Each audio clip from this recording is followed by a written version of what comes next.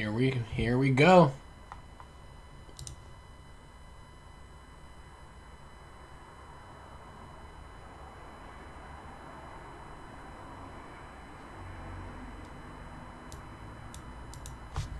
Why does that sound so bad?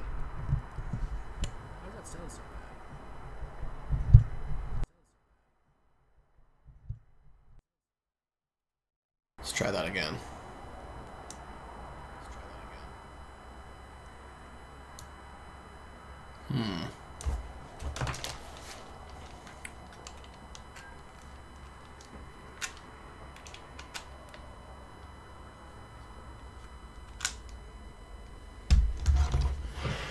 All right.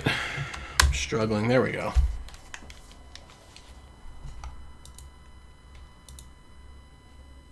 Let's get my mic set up here. Properties.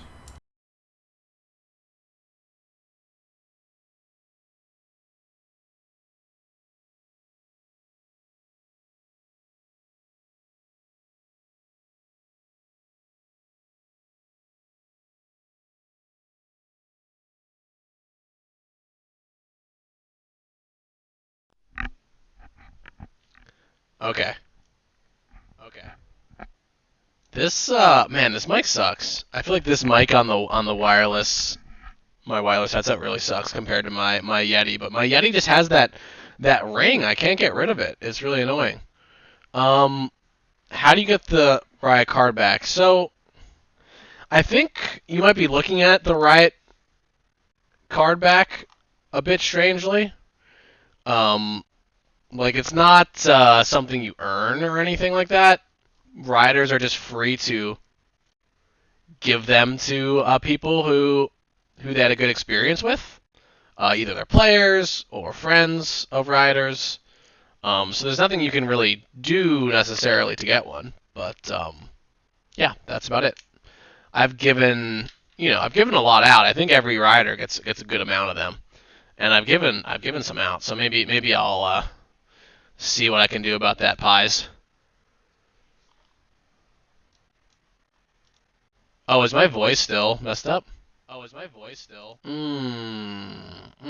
That's a yikes. Does that fix it?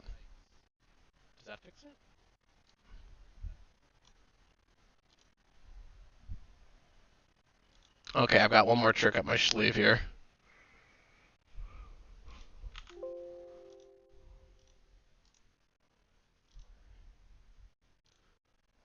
Okay. Man, this...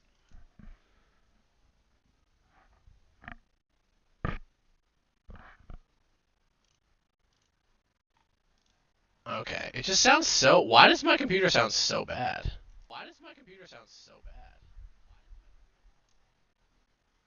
All right, this is tough. This is tough. Hmm. Okay, we do that. This will be a fun stream. Yeah, okay, I fixed it. Basically, I had when I plugged in my wireless headset, I had two different inputs for it. And you're only hearing myself twice since I was just listening to into my stream. So I think we're good. We're gonna talk about balance today. Maybe. Spectre Dub says, "Hey, just want to say thank you. After your sage advice about ignoring matchups and focusing on winning, I hit diamond. Let's fucking go, dude! Fuck yeah! Holy shit! What a fucking legend, baby. Viego Frel midrange. Nice, bro. That's good shit. That is exactly.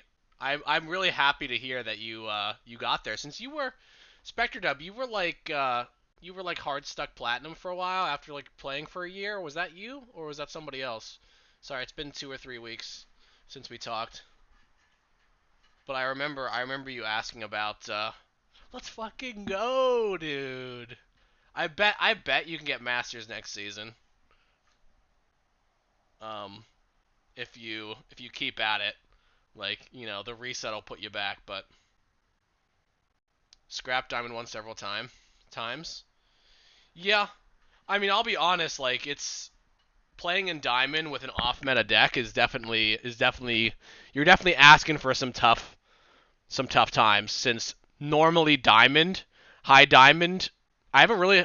I think I have a good win rate there, but I believe that generally it's actually pretty hard since most Diamond players are playing like high Diamond players are playing to push Masters. So they'll be playing their best LOR they can with like meta decks and stuff generally. Yeah, what do we do today? Oh, Hashem Shem, hello. I mean, I'm sure plenty of people are here every time, but good to see you back. Always, always, always. I guess the meme is my most loyal viewer, though I feel like that's sad for other people. But yeah, Viego Freljord. So is Freljord for like troll chant and to protect your Viego and stuff? Yordos are going to take over the world, Mecha Yordles. Yeah, that might be their plan. Why won't Cameron play a good deck? So here's the thing, Bitter, is that I always say this. It feels weird to say it, but I've been playing card games a long time, like literally since I was 5 years old. And there are types of players who they, you know, it's kind of their way of expressing themselves to play their own super niche deck and play it really well. And players can have pretty big success with that. But one of my very big level up moments was realizing that sometimes it's okay to play the best deck, even though as somebody who wants to express themselves and deck build in that way, um, that's still sometimes the best deck is just so good that you should be playing it anyway. And it's actually funny because I learned that from my friend Jesse Sadu, who was an old Magic player friend of mine. We went to college together. Well, the brief time that I attended college, we were in college together. Didn't quite finish college, but we were on the same Ultimate Frisbee team together. We traveled to Magic tournaments together. And one time we were playing for a PTQ. And the PTQ was in Columbus, Ohio. So it was like a 3-hour drive. So it's a pretty big deal. Not a big deal, but like we're investing a whole weekend or like a whole day, I guess, to go. And I was like brewing all these different decks. There is this like card in Magic called Voice of Resurgence that I thought was good. Y'all know how I'm a deck builder, obviously. Like y'all have seen me in LOR. Like I build decks like crazy. Like I prefer to play my own decks. And my friend just told me. He said, "Look, you should just play. You just gotta play good decks." And I'm like, "What?" And because this is somebody who's Jesse's very competitive. I think I've told this story on stream before. He's a very competitive player, and I think he identified that I was really good at Magic, and it was almost frustrating to him. And he was giving me advice to see me kind of play all these brews and then lose, right? And then not do so well. He's like, dude, just play a good deck. So I picked up Mono Black, and I top 4'd the PTQ. 300-person PTQ, top 4'd it. Then that was my deck that season. First ever Grand Prix top 8 Mono Black. Won a PTQ later, a different PTQ with Mono Black. All because my friend was real with me and was like, hey, like, you should just play the good decks. And it's like, it sounds silly. So this is kind of my advice to like Cameron Hanzo and, sorry, I forget Spectre Dub, is like, it's okay to play a meta deck. Like, especially as a really good player, is like, you're going to learn a lot about the format just by playing the meta deck. So I would advise like actually just you can just take the stock deck list before even changing it, because I know I'm a brewer. I know I always look at the deck list. I'm like, I'm gonna try this or try that out. And it's just good to learn the deck and then always have that in your back pocket, like being able to play the best deck. And sometimes it's just right. And I think a lot of the best Magic players, people that come to mind are like Paulo Vitor Damarosa and Seth Manfield, who they will just play any deck if it's the best deck. PVDDR has won a Pro Tour playing mono red, okay? And PV is definitely known as like a big brain player, very good at playing control decks, very good at playing complicated decks in general, but like he just won a freaking Pro Tour playing mono red because mono red is like a super aggressive deck. Like basically like think like Poppy Ziggs Burn. He just played that deck and won a Pro Tour with it. There's no shame in it, bro. Like if you're winning, you're winning. So that's my response to Bitter's question about that. I think that, you know, there is no shame in playing it, and as a competitive person, like, whatever, you can flame me for playing a meta deck, and you can do that while you lose to me. I feel really good about that. So yeah, Cameron should probably play some other decks. I think that, Thralls. The problem with Thralls, honestly, is it's a very low agency deck. Like when you're playing with Thralls, you you try to curve out. You've got AoE removal spells that your opponents can play around, like Avalanche, Ice Shard. You're pretty much just hoping they play into them. So your opponent gets to play the game. You just sit there and click buttons. You're like, okay, play my Thrall. Oh, did they overextend a Blighted Ravine? Like, whatever. Did they overextend an Avalanche? I'm just gonna click those buttons, like, and then hopefully they die. And that's kind of the problem that I see with that deck. I think that it's quite powerful. Like, people are playing it at seasonals because just making a bunch of, playing that sort of control game where you're just stalling the game with the frostbites and winning with 8/8 overwhelms. It's like a good strategy, right? It's just super low agency. So that's why I don't. That's why I kind of meme on the deck a bit, because I just can't believe. I can believe a deck like that can be strong, but any deck where you are just kind of playing solitaire and your opponent gets to play. And that's one of the things that I like about LoR is that aggro decks actually have pretty high agency compared to other card games, at least, because sequencing matters and playing around things matters a lot. Like if I'm playing against Thralls, I know I got to play around Blighted Ravine, Avalanche, Ice Shard, etc. So anyway, I went off on a tangent there. But my best advice to people is that there's nothing wrong with playing meta decks, especially if you want to be good. And one of the big steps as a Magic player, and as any card, for me as a Magic player, I mean, and any card game player, is to show that flexibility and learn how to play meta decks. Um, Sorry, that I kind of over answered that, but I feel like I feel passionately about that, since I think there's a stigma against players who play meta decks. And it's just kind of a silly thing. How do you feel about the Alchemy System? That's a really good question. Somebody asked about Yordle Explorer. Oh no, is this a Yordle Explorer stream? I mean, yeah, I'm personally very, obviously it's a really, really strong card. I'm super nervous about it. On it, like, I'll be just honest. Like, I think that it is quite strong, and that, you know, we'll see how it plays out. Might need to have, like, what is the word for it? The almost like the Grand Plaza effect. Like maybe it needs to have that, like maybe it shouldn't be granting health or whatever. But yeah, I don't really feel anything about it yet. We'll see how it plays out. But I definitely am. I was super nervous going in. I was like, man, when this card is spoiled, people are gonna kind of lose it, and that's kind of what happened. So hopefully we can see how it plays out quickly and see if there needs to be any adjustments. I Senna asks about, or Cena, sorry, Cena de Boss or Senna de Boss asked about how do I feel about the Alchemy System. Um, the Alchemy System. So MTG announced a new format that is basically like, um, it's standard but with card adjustments. Um, so it's weird because I actually am super excited about it, but I'm interested to see how the player base reacts. Basically, I don't really have much to say about it. Like, I am really excited about it. I'm not going to play it since I basically quit Magic, but I'm interested to see how it works out for them, because if they can prove out that player, like, basically what they're saying is they want a format that's constantly evolving, kind of like what LoR has, right? I think that Magic has the problem of, one, in the digital age, with things coming out on Arena like the same, like right away, metagames become solved really fast, and that becomes pretty stale. And like, you can see it even if you look at Magic Twitter. Like, every day there's a new card somebody's asking to be banned, which is essentially like nerfed. And in this, with Alchemy, they can actually kind of, you know, and they've been almost testing the waters with, is it the historic format? They have one format on Magic Arena only where they, they do a lot of bans, so it's always kind of changing a little bit.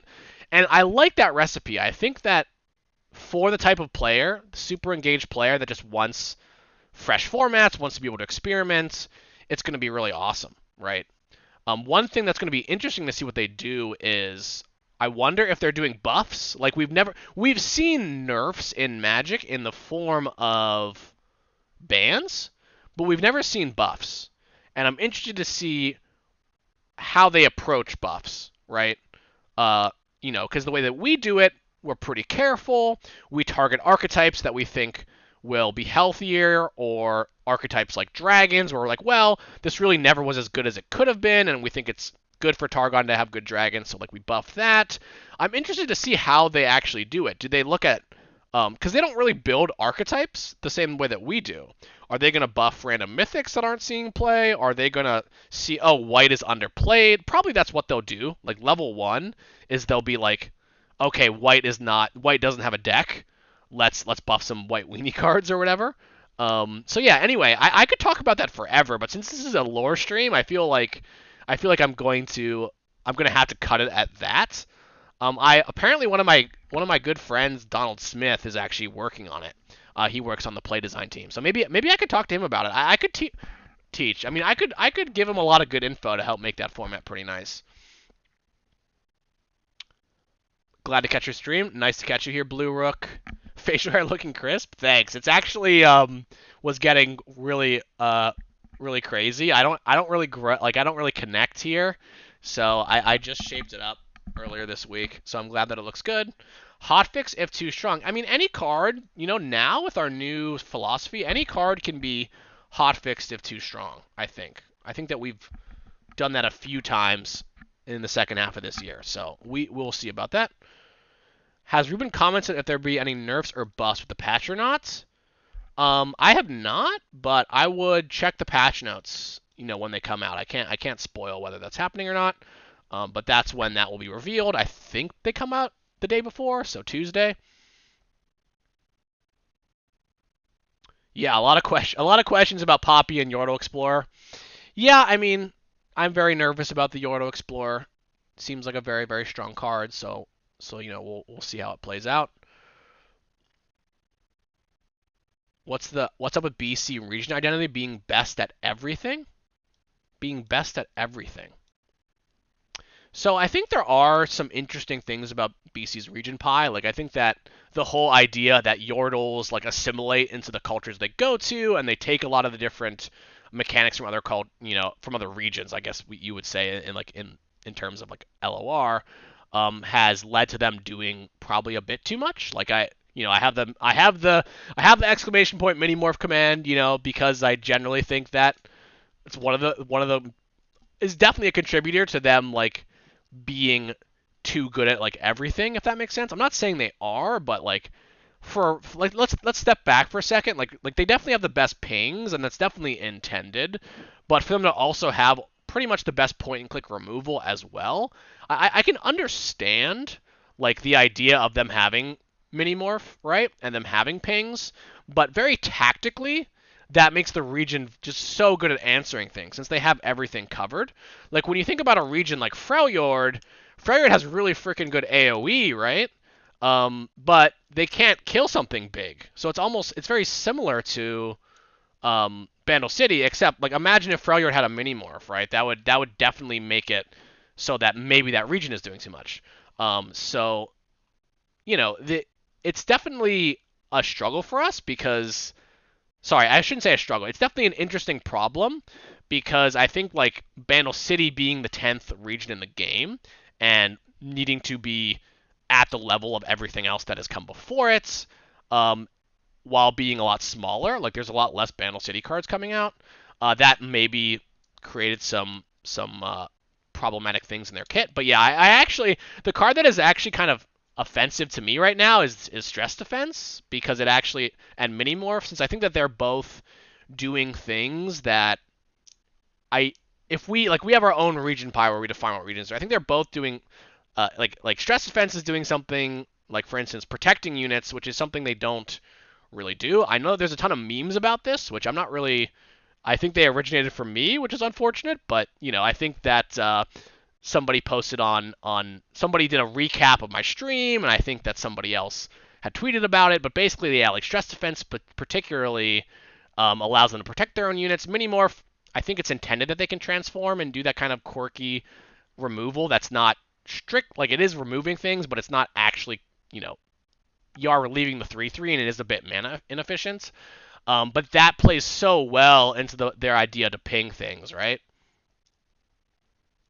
So yeah, basically my thoughts are like, I mean, this is like, I'm just gonna let y'all know that I'm just talking I'm just talking from my thoughts. These are my thoughts are my own compared to the design team. We all have different opinions, but like I think that in particular, I think that probably stress defense and minimorph. I know it's like weird since the region has other things, but I think specifically, they're a swarm region, and it makes sense for them to be good at swarm. I think that like stress defense and minimorph are like my offenders. I think it's okay for stress defense to exist, but maybe it should be like 1/5. It shouldn't just be like, oh, play this to keep my unit from dying with versatility. Um, and then minimorph, I think, like we talked about, is like, I think it's okay for them to have minimorph. I just think it's probably like one cost too low, right? Because it just lets them play into the I'm really good at pings and also killing things. But yeah, sorry, I realize that this is gonna get out of hand pretty fast, so I'll try to take as many questions as I can. Anything about Yordo Explorer? I don't really have anything strong to say there. I think that it like is obviously a very strong card from reading it, and like I said before, I was very nervous about us even spoiling it because of the power level. Um, One thing that's interesting about it is, and this is something that I think I've learned, is that when we break up these sets, like when we make like Bandle City come out in 3 releases, we don't know how strong the decks will be like at future releases. So let's say we're releasing like Bandle Swarm in the first in Beyond the Bandlewood. We don't know how strong that's going to be in the subsequent releases, which ends up being it's because of like live design and because of just innovative deck building. We can guess, yeah, Poppy's going to be pretty good, but we might not know that like Poppy Ziggs Burn will be that good. And I think a problem that we're seeing here, especially with the Yordo Explorer, is like, given that we have the information now that the Yordo Swarm decks are actually like some of the best decks, I'm wondering if there's like a different approach where we go in and like actually adjust the stats on cards from future releases. Does that make sense? I just want to make sure that people are following what I'm saying here. Because I think in this case, like, if yes, makes sense, Rocks. Okay, because like let's say there's a scenario where like Poppy and her crew are like really.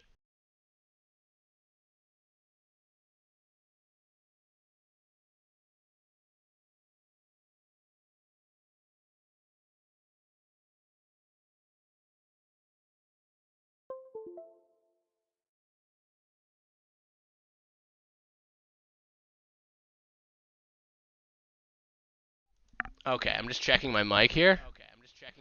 Okay, we're plugged in now. We're plugged in.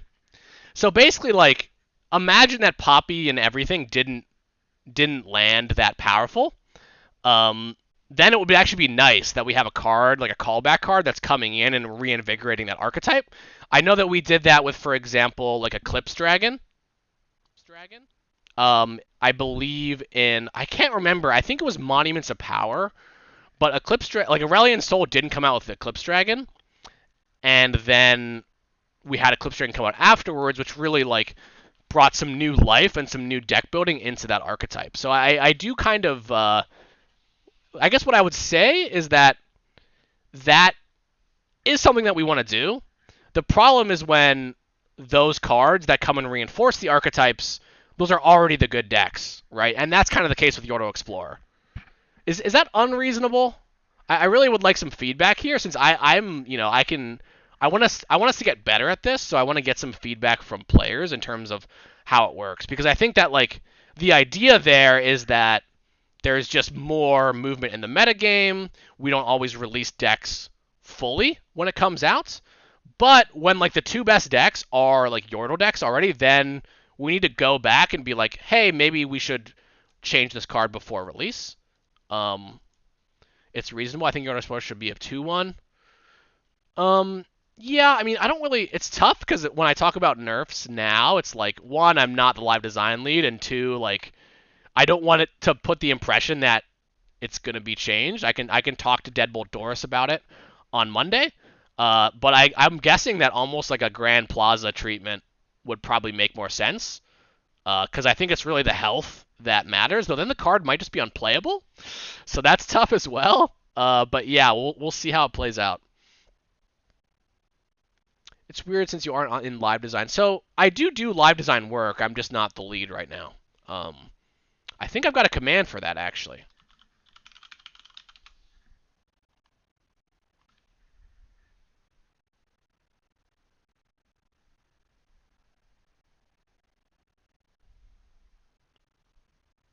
Why is there no PBE in LoR? That's actually a good question. Um, and it's got a pretty simple answer in that. Oh well, okay. Probably there's obviously a lot. Like there's obviously a lot that we could gain from a PBE. But the big thing is that part of the magic of PBE is like a public beta environment. Is that what that stands for? That's so technical. Ugh, I hate that name. We should change that. Which basically is like League of Legends has, if you've got an honor level 4 or higher, you can play in the PBE, so you play champions before they come out. You can look at skins before they come out.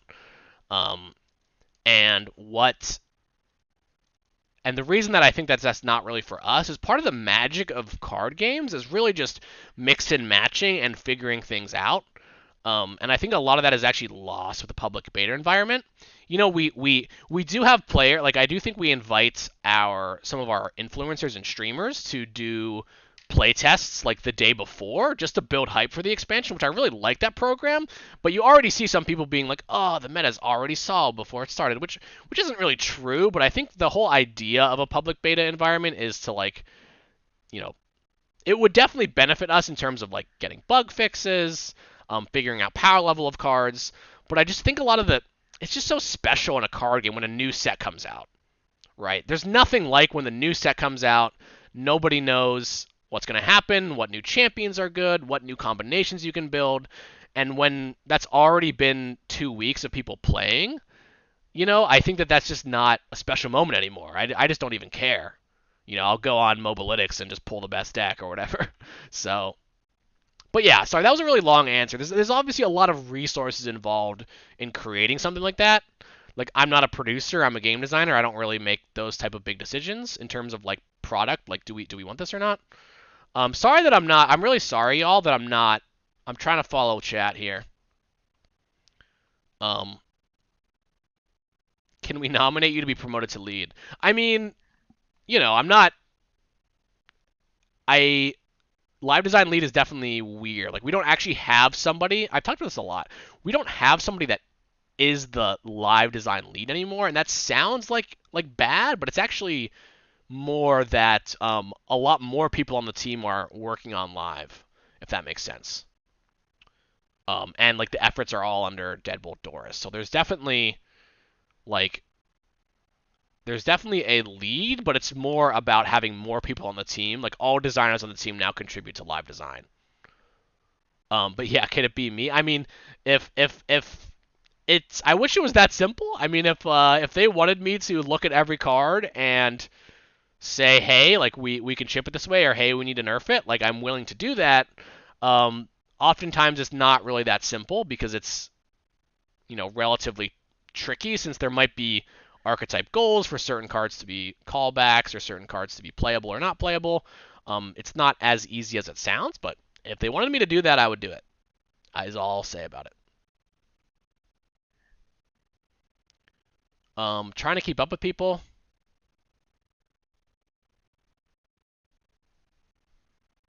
Somebody asked, isn't the change this nerf that issue wildly solved if people could actually choose permanent BO3? I'm not following, but I think you're talking about like generally BO3 has a lot of diversity and a lot of more counterplay than BO1. So yeah, that could potentially help. More BO3 support. Um, Either with, I think we would do it with multi-deck, but I know there's like sideboards and stuff in other games.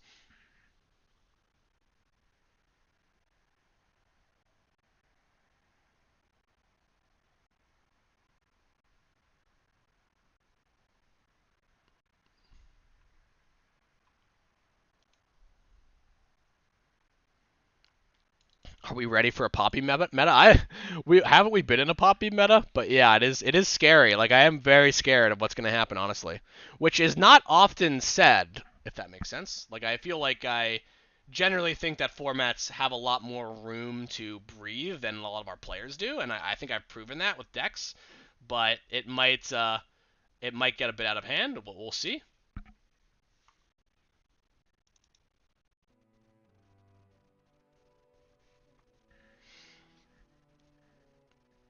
Does Yordle Explore buff Mecha Yordles? Yeah, so Mecha Yordles are Yordles.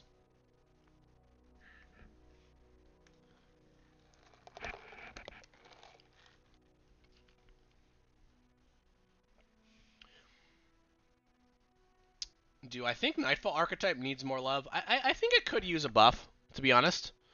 I think that the deck has never.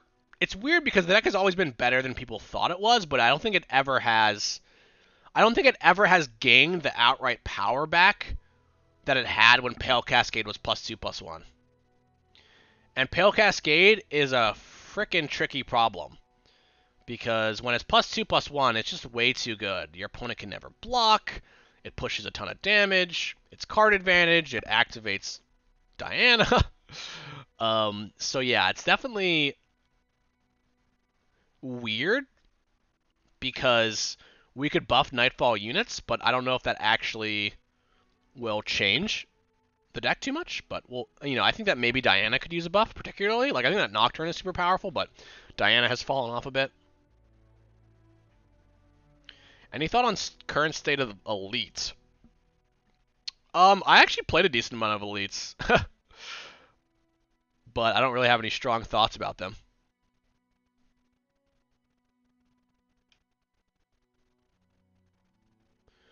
Why there is so much support to an archetype like Discard while there are so many archetypes just left gathering dust? Okay. Um, I mean, Discard in Vandal City is kind of new with this expansion. So the idea is that, you know, this is adding a third region to the existing discard archetype. So it's not really, it's in a way, it's actually serving existing archetypes, right? Like Piltover and Noxus discard now has Bandle City as a discard archetype. In terms of archetypes gathering dust, I mean, I'm not, I don't want to claim that we're perfect in this regard, but I think we do a pretty good job of making callback cards, which, I think I've talked about that before. They're kind of like cards like the Sea Scarab that come out that are serving old archetypes, but a lot of the focus of the new expansions is new content. Like we create new archetypes or new versions of archetypes. So for instance, like the whole like Rumble manifesting mechs is just kind of a whole new way to play that discard deck. So I don't think we're really. I don't know. It's just a tough question because I feel like we're very cognizant of the old decks, and we've done a lot in the past to make sure those get cards. But in general, the reason that you don't see them getting as much support is the new champions come with new archetypes and generally have a lot of support with them. And I'm pretty sure that's a successful model for us. Out of the three champs announced so far, which do you like the most? I mean, I really wait. Who are they? Kennen, Pantheon, and Rumble. I really like Pantheon. I really like that the archetype that he's in. I think that Faded is super interesting. It plays really really well in gameplay. It just feels really good to use. And the Pantheon level up, like the 6 keywords and stuff, is really really disgusting, and can lead to some really exciting moments. I also really like it's a weird card, but one of my favorite cards in the new set, I think, is the Pantheon Shield Vault, which is it is literally Guile plus Battlefield Prowess. But generally stuns aren't actually playable, and maybe it's not main deckable, but I really like that card. So I think I'd have to say Pantheon. I'm not really that excited. I don't really love personally. I don't love Rumble that much because it's kind of what's the word? It's kind of like that sort of super aggro discard, like having to discard 3 cards from your hand. It's definitely the type of all-in play that I like to be really versatile, right?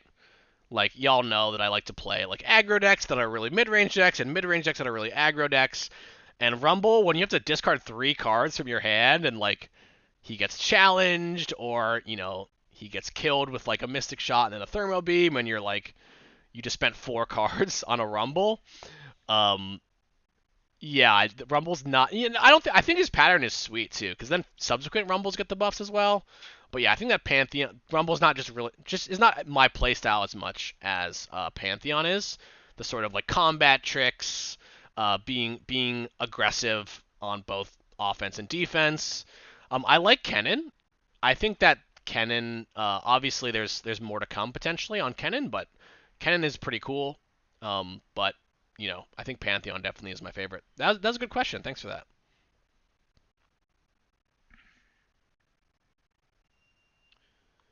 Dayton asks, I feel like resource management has been becoming more meaningless as time goes on. Do you have any takes? Resource management. So I think you're talking about card advantage, like specifically from Vandal City. And I think that one thing that's interesting about our game is that, yes, it's very easy to build decks that don't run out of cards. Okay?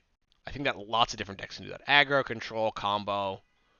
Like, pretty much you can have a 9-card hand on round 8 if you want to, in, like, almost any deck. Maybe not aggro, but, like, you can keep the flow going. What's interesting is, because of champion level up,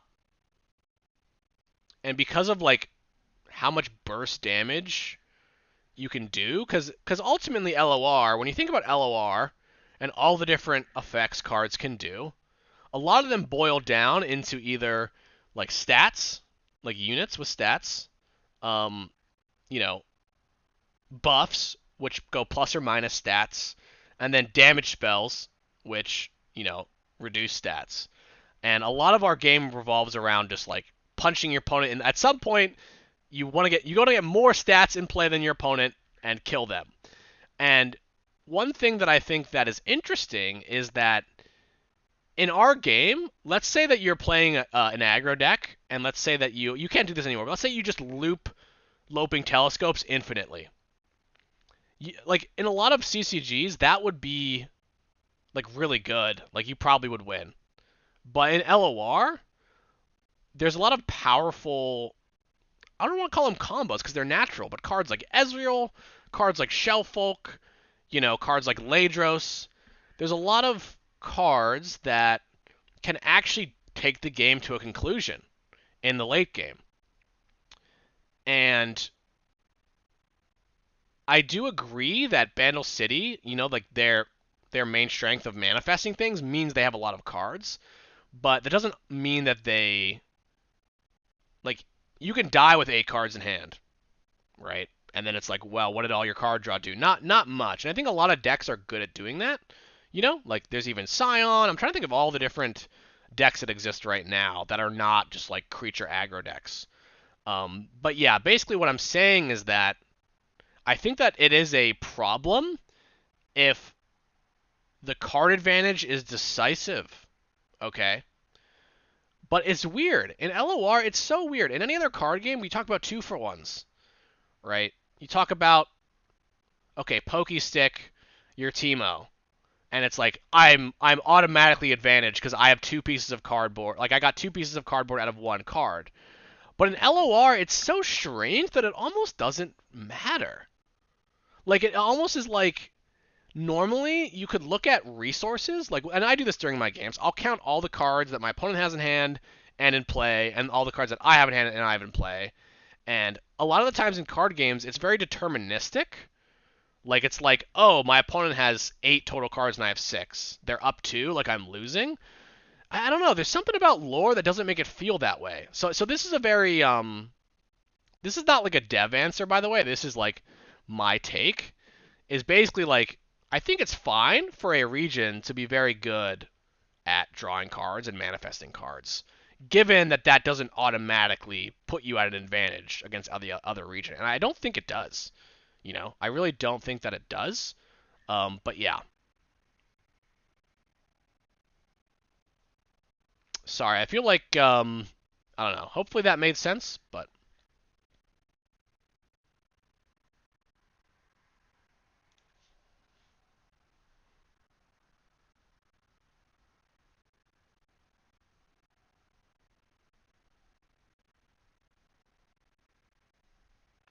oh, thanks Gambit. Gambit said he likes Auction and Viego. I appreciate that. Yeah, I really like those too. I really like Auction and Viego too. Auction is so good though, so it's hard not to love Auction. Maybe we'll play some Auction today. Okay, am I doing well here? Do y'all feel good about this? I'm trying to answer some questions. Somebody asked if we have benchmarks, like stat charts for how big units can be. So we don't. It's something I've thought about making. It's just very complicated because keywords matter more than stats, and keywords wildly like, it's hard to assign a value, a stat value, and a mana cost value to a keyword. Like for instance, overwhelm. Like, let's look at 2 cards right now. Let's look at the Startled Stomper. 2/3 overwhelm. Good stats. Good keyword. Okay. And then we look at Alpha Wildclaw. Worse stats, maybe about the same stats, but you know, it's for 2 mana, you're getting 5 points of stats with overwhelm. And Alpha Wildclaw is a worse rate, right? You're getting 13 stats for 6. Though obviously health matters a bit more. So like, in a vacuum, in a system where you're like, okay, let's assign values of how much mana cost does everything on the card, like stats, text, and keywords, matter. Well, worse stats in terms of like, well, I don't know, a 6 mana 7/6. It's weird because you get to the point where expensive cards are really hard to use because you only get a very few number of attacks.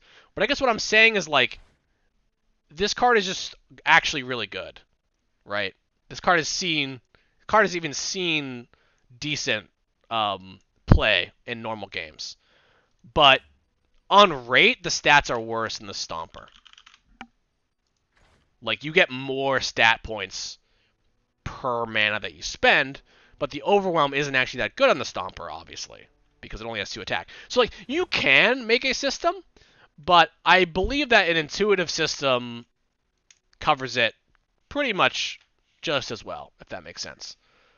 Because you're gonna have to adjust based on context. Oh, the stat, we need swims. Stats don't matter. I mean, so stats with keywords don't matter. I don't know what you mean by swims monologue. I guess I haven't heard that, but I'm guessing, because Swim is really smart, and this is accurate to what I believe, is that he means like stats. Like, this card is really bad, right? But it's a 4 mana 7/7, and it's because it's got no keywords. And what that means is that, one, I can just trade any 2 cards into this, or I can just block it with an Otterpuss, and it's just doing nothing. Overwhelm, Challenger, you know, it just really makes the stats actually do something. I think another good example is the Hearthguard. Pretty bad card. but reads nicely. Reads like it should be good. But yeah, I definitely agree with that. If that's what he means, I don't think I've seen that monologue, Spectre Dub, but I definitely agree with the idea of the stats. If that's what he means by it. So yeah, anyway, to answer that question, I should work on one. I should probably work on a chart to like how strong stats can be, because that could help us potentially, but it's always going to rely on context, right? Like certain cards in certain decks are always going to be more useful or less useful, right? Like I think another example. I mean, this is just for fun. I'm just kind of like saying stuff, so don't take this like too seriously. But like Kahiri the Student is kind of like a 3-mana 4/4. But like I don't know if it would be anymore. But this doesn't really see play, which makes total sense to me, because I think that stats. I agree with the stats don't really matter. But like Badger Bear was actually pretty good when it was a 4/4. But in Demacia you have like Sharp Sight, you have Rally, you have Single Combat, which are ways of taking advantage of good stats, right? So like if Badger Bear was a 4/4, I'm not saying it would see play, but it would probably see more play than Kahiri does, because Demacia can actually utilize those stats. So yeah, there's a lot of context that goes into whether how much stats are worth. And it's almost like an average mana cost. I don't know. Do we have any like long time like Life Coach fans in the chat? Life Coach has a system which he taught to me when he was briefly working with us on LoR, where essentially you evaluate a card based on how much I would pay for this card, right? So for instance, like a card that just says draw a card, and it's pretty smart the way he does it. This doesn't really say draw a card. A card that says draw a card is like already worth 1 to him, right? Like 1 mana or whatever. Champion, like the evaluation would be like, okay, I'd pay 1 to just draw 1. Draw champion. Champions are better than normal cards. This card is probably not actually worth 2 mana. It's probably worth 1.5.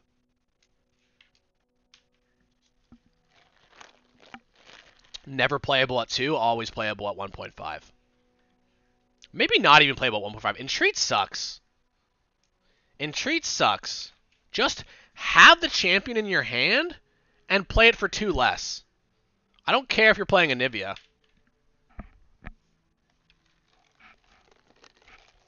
Awful card.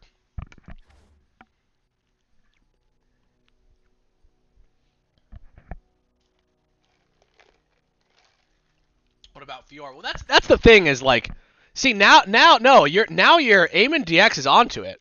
That's why card games are fun, right? What about Fiora? Like you can have a card that is bad, right? Just in a vacuum. But when you take it out of a vacuum, all of a sudden the expected mana value can go up.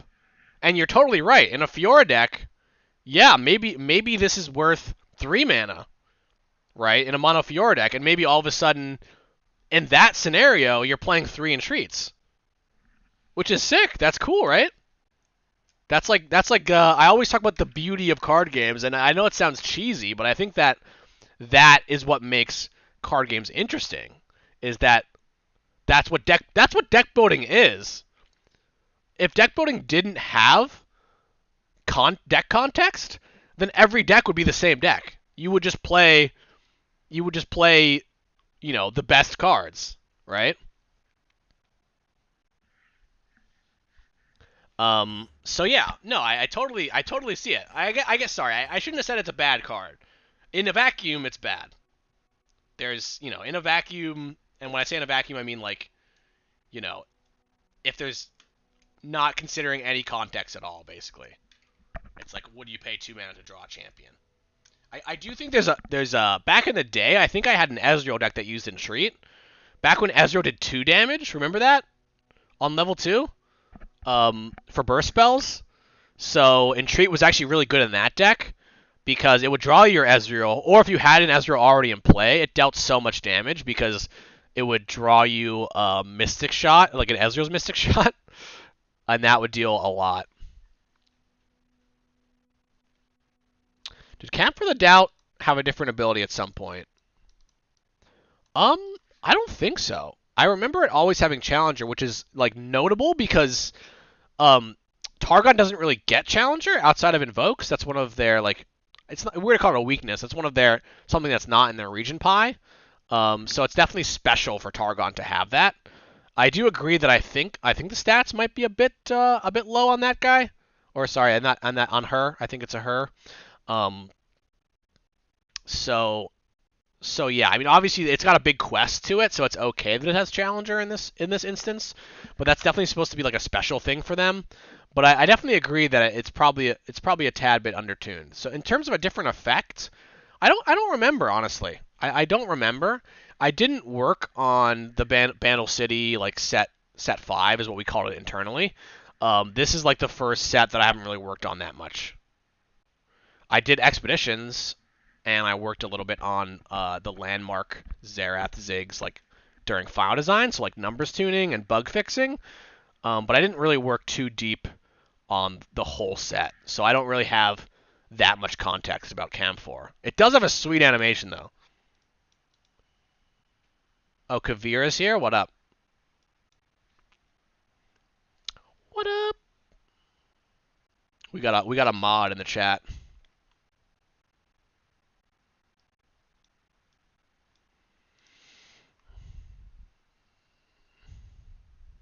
Oh, we got a few mods.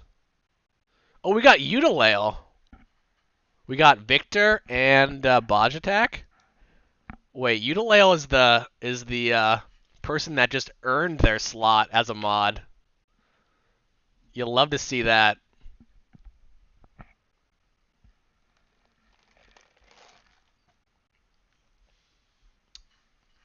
Haha, you're still here. Thanks for showing up. Um, Kavira, Baj hiding. No, Baj was in chat earlier, I think. Pantheon is the only thing once you play the expansion. I mean, Kennen is pretty cool, and Pantheon is really cool too. I really like Pantheon and Pantheon Shield Vault.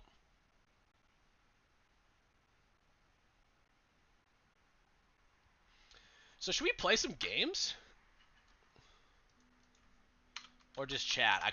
I'm kind of down to be just chatting, because I feel like we're about to have new cards. We're about to have new crads, everyone. And that's going to be... Sorry, I'm sitting so awkwardly versus my camera, because I'm plugged in and it like hurts my neck. It doesn't have the long. Oh, I got new art. Y'all want to see this? Wait, how do I get out of the way? Right there. Ah! I can't point to it. This is difficult. There we go. That thing. I was at my mom's for Thanksgiving, and apparently one of her PhD students a long time ago gave that to her, and she didn't know where to hang it, so I hung it up. It's actually pretty hard to see, huh? Does anybody speak Japanese, actually? I really would like a translation on that.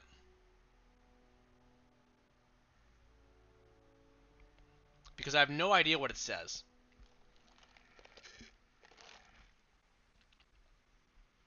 What's my mom a professor in? So she is a... It's weird to call her a professor. She's a scientist. She teaches pharmacology.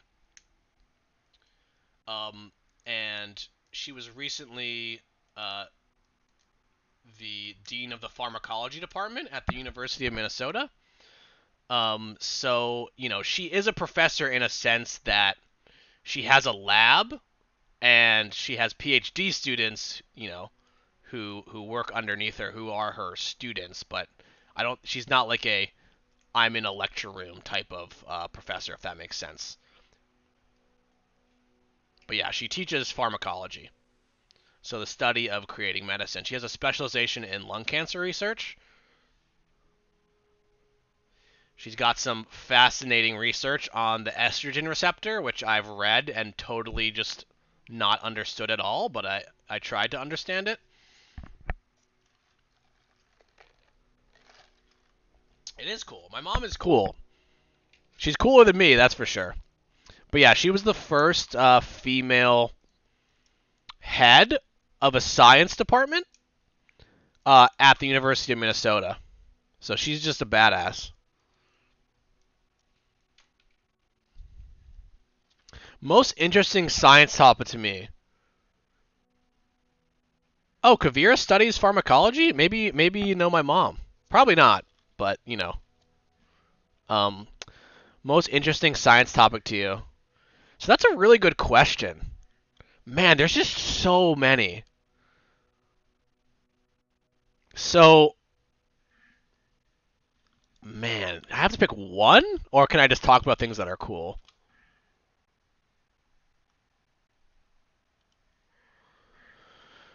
Oh man. I mean, I think astronomy's cool. I think that anthropology is really cool. I really like just the study of like how humans evolved and like the history of mankind. Um, that's pretty neat. Pick top 3 or top 5. Those are just coming to mind. Like astronomy and space is cool for obvious reasons, though I guess for me it's just kind of like uh, how crazy it is that uh, the vastness of space and all of the cool things about solar systems and seeing light that's been reflected thousands of years ago. Like that's all cool. You know, I don't know that much about it, but that's cool to me.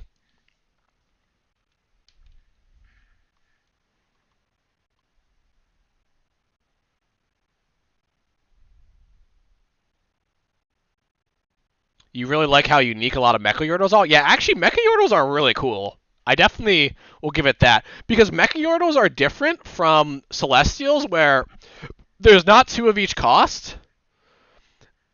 So a lot of the times you just get a much more not.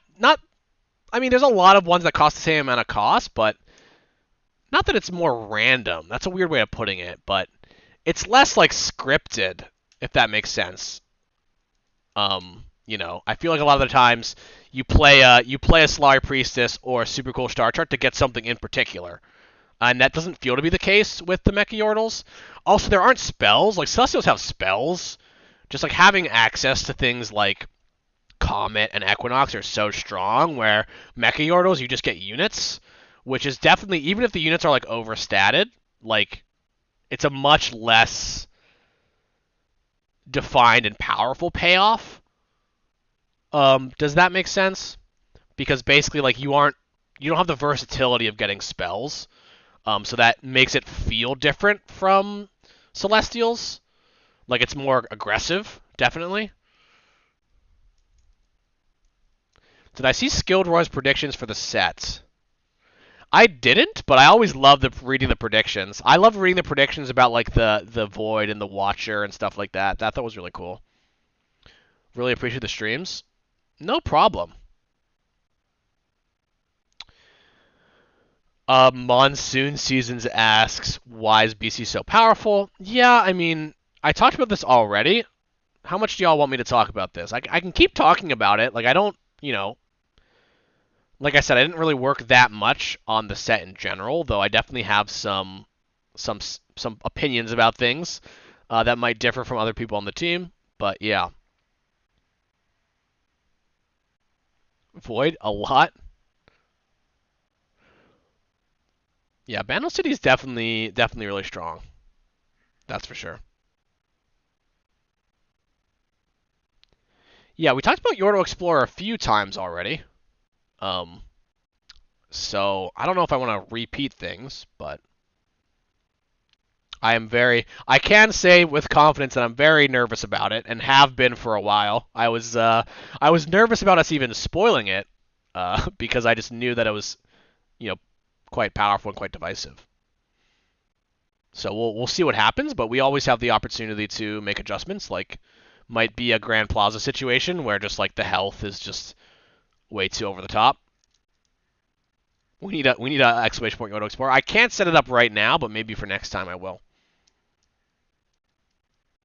What's my opinion on Thralls? I like Thralls. I think Thralls is a cool like ramp. Even though it doesn't ramp, it almost feels like a ramp deck. I think that's good for the metagame to have some slower decks that try to like control the game and then go over the top with bombs. Um, Personally, I don't like playing it so much just because I think that it's super low agency, which I don't, y'all know that I like to play decks with lots of versatility, even if they're aggro decks. So, yeah, I think it's a cool deck. Yeah, Yordle Explorer does work with mech Yordles. Mecha Yordles are Yordles, but also mechs, basically. So they'll work with both Yordle Explorer and Rumble, too, I believe. I don't know what's been spoiled and what's not, so I'm trying to be careful, but I'm pretty sure that is true so far. All right, how do I change the caps? Because Cameron Hansel keeps getting banned for caps. Will champions that get Hansel's ask? Will champions that get reworked in LoL get a new card art in LoR as well? So this is a tricky question because the answer is no, but we actually work ahead of time and we get information from LoL on what champions are getting VGUs in the future. And then if we make those champions, we actually have them updated. So Pantheon is actually a good example. When we first designed Pantheon, it was before Pantheon's VGU. But Pantheon and LoR, sorry, I don't want to. People are probably. I need to be very careful here because I'm sure that somebody's just sitting there ready for me to make a mistake. I believe that Pantheon and LoR looks close to the splash art of the new Pantheon's VGU. I guess I could be wrong. Maybe somebody knows, but I believe that is going to be true. And when we first designed Pantheon, it was before the VGU with the old Pantheon. So basically, like, two things happen. One, we know what VGUs are coming out, so we can be accurate. Two, sometimes LOR. Sometimes we realize, like with the case of Caitlyn, we look at the old Caitlyn and we're like, you know what? I think we can do this champion some justice, which I really like about LOR. So, like in Caitlyn's case, and I don't, I want to be 100% accurate here, so I don't want to mess up. But I believe that Caitlyn, when our narrative and art team were like, oh, we're going to do Caitlyn, we kind of gave Caitlyn a VGU, in LOR, and now I believe that's retroactively going in LoL. I think it already has. I think actually with Arcane's release, she at least has a new, I forget what it's called. Not the splash art, but like the face that you see on your minimap. What is that called? Anyway, so the answer to your question is no, we won't. We probably won't ever release new arts of champions that aren't skins, but we work pretty closely with LoL in terms of knowing what champions are going to get VGUs. So if we have a champion coming out next year, and then there's going to be a VGU that same year, it'll be updated. But we also will do stuff like we do with Caitlyn, where we're like, hey, we can do this character a bit better, have a new design, and then people follow. LoL can follow us or not. I think generally they have followed us, which is great. Was releasing new arts for Teemo and Fizz a one-time thing? Um, I don't want to say it's a one-time thing, but that was specifically because they were becoming multi-region cards. Obviously, Heimerdinger didn't get a new art, so, I think that was more of just kind of like some way that we thought could be exciting for the release of Vandal City.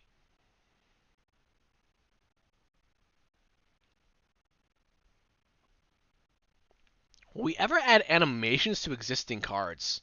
I don't. Have we ever done that? We will add base animations to things. Like I think we did a pass on base VFX at some point this year, which I really like the strike animations, and I think the spell shield animation, and a few other stuff. So we will do stuff like that, like wholesale animation improvements. We will also like potentially tweak level ups. I think, was it Diana's level up? There was some level up where something just looked a little bit off, and we just made a slight changes to it. So if we're basically we can tweak stuff, but in terms of like completely reworking them, I don't think we will. You might see new animations with, is it legendary skins? I never know what kind of skins they're called. Epic or higher skins, I think, have level up animations. So yeah. Oh, Beast Llama is here? Yo, good stuff. At seasonals, that was nicely done. Came in second, or you won, or something? I was there, but I forget, which is kind of sad.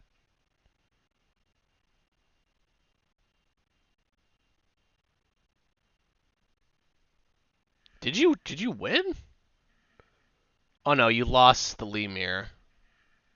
Yeah, the Lemire is actually interesting. It's weird because like it feels like it should be one person just overpowers the other, but like there are only so many cards that matter, like deny, will, like there are that a game can boil down to like somebody trying to combo like multiple turns in a row, and like somebody gets there. I played it like maybe like 5 times, and I think it's weird because it's like seems like it should be a dumb mirror, but it's actually kind of interesting.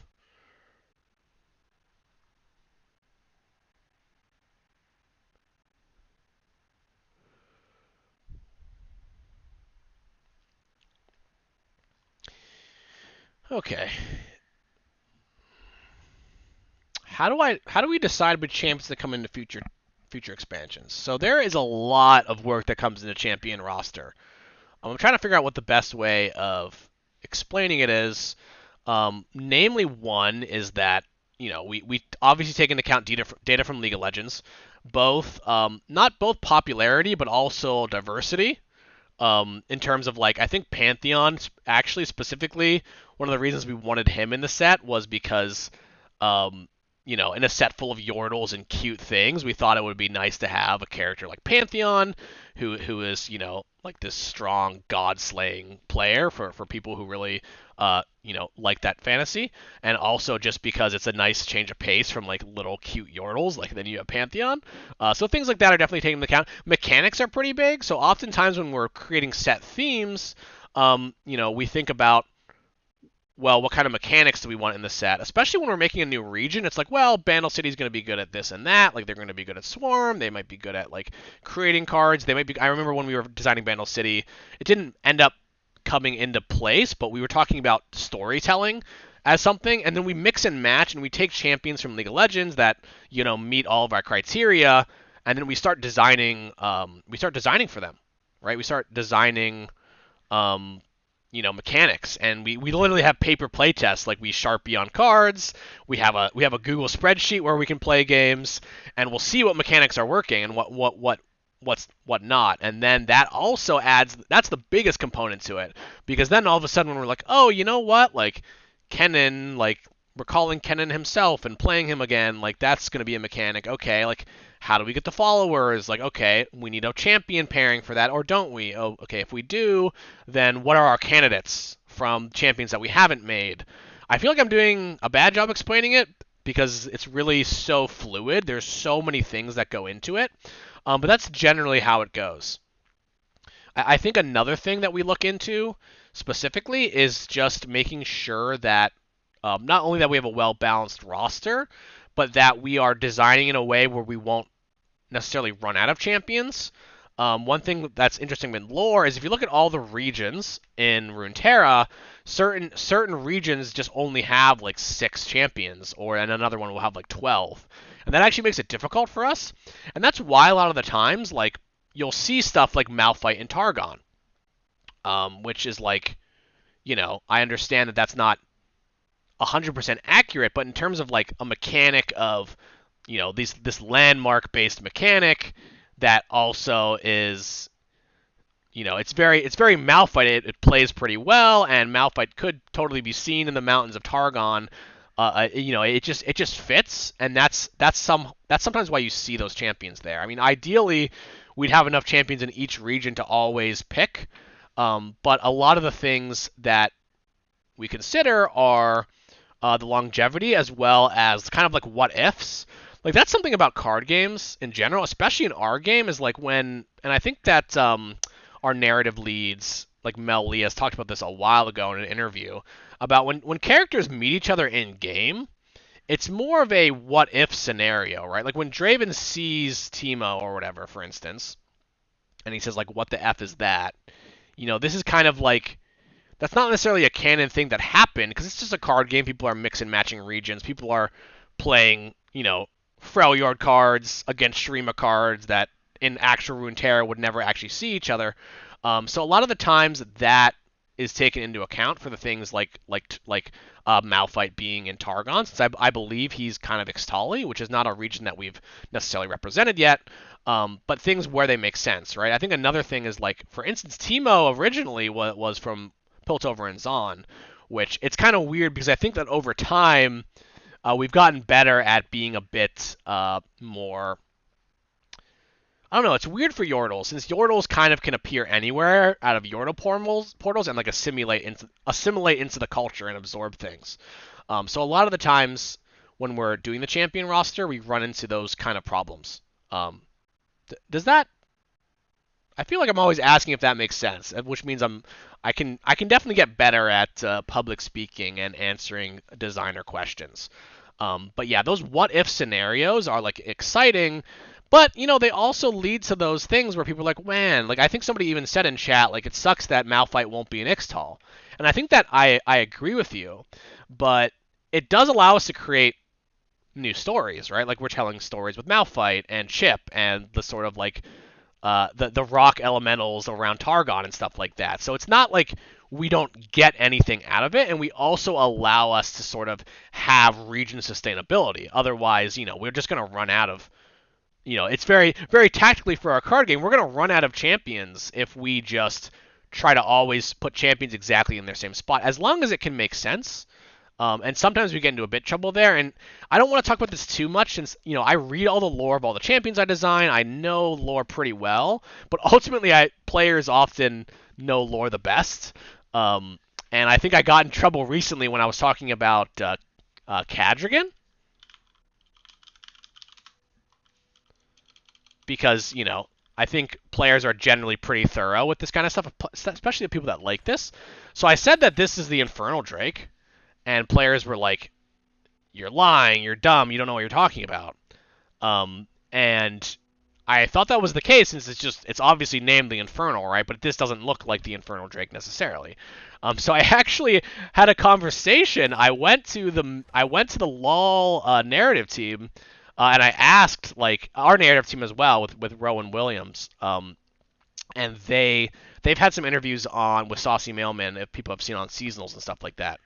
About, actually, I think I might have accidentally told players this is the Infernal Drake from League, because I thought it was, and it turns out that Kadrigan just is an Infernal.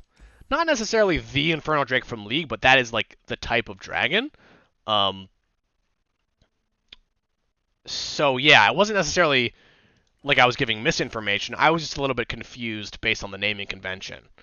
So I can definitely get into trouble there, which is why I try to caveat this, which is like based on my knowledge, which is pretty good but not perfect. So yeah, it's definitely a tough subject for me. But yeah, I really like that taking a champion outside of where you might expect them to be from can be good. I think that Teemo and the Wumps and his whole like Zaunite network of shrooms and like the Puffcat Peddler and everything, that story is amazing. It's very apt for Teemo, and it's like it almost makes it seem like weirdly like sinister, which is so Teemo, And I think that kind of story is not made if we can't take the opportunity to put Teemo in Piltover and Zaun, if that makes sense, right?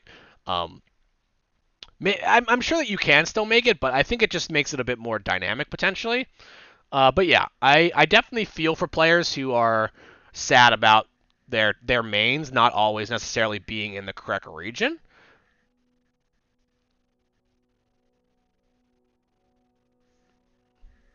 Man, everyone's asking about Yordle Explorers today. It really took a lot of courage to turn on this stream, huh? Yeah, I talk about Yordle Explorer a lot. I don't know if I should keep answering questions about it. Personally, I'm very scared of it since I think that it is quite strong, and it's namely my big problem with it actually is not necessarily um, revolved around its relative strength, but the fact that it is a good card for the decks that are already the best decks. Does that make sense? If this was like a card, if this was like, imagine Yordo Explorer was a deep card, for instance, I think that that would be totally cool, right? But the fact that it's not puts us into trouble. And I talked about this earlier on stream that I think we want to have these kind of cards in the game since we don't always know how archetypes are going to land, but potentially we need to do a better job of like not like almost pre-patching, like going in and saying, "Oh, Poppy Ziggs and Poppy Zed are the two best decks. What's Are there cards still coming out from Poppy? Because there are still cards that like go with Poppy that are going to come out. More Banner City cards are going to come out. So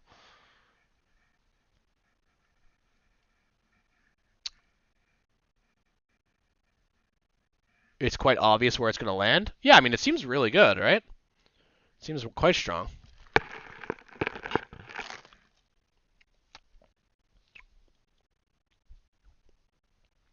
But yeah, I think that in this case it would be nice if we would go in and almost like when we're doing a live design patch, we almost like look at the next release for cards to change. Since we do that, but a little bit, but it's mostly for champions. Like if we think that a champion is going to come in under or something, we might change it. So has the balance team considered doing a smaller patch when expansions hit? Um, so you can read our plan. Here, I'll link it to you. Which is our current plan, which is to do patches 1 month after each release, as well as emergency patches, basically.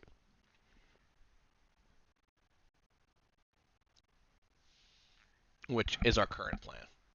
I don't really have much more to say about it. Personally, I've talked about this a lot. I've talked about this plenty of times, and I think that like once a month, including patches on when we do small releases, is good, but that's not always possible. Oh, Mike, what happened? Not like this. Not like this. What's wrong with it? What's wrong with it? Oh, it was just too far. Okay. I really hate this wireless mic. I've got this thing. It's fucking heavy as shit that I've had for years. But it's like it has like a ringing sound. Is it just like Lou Dobbs? Is it just done?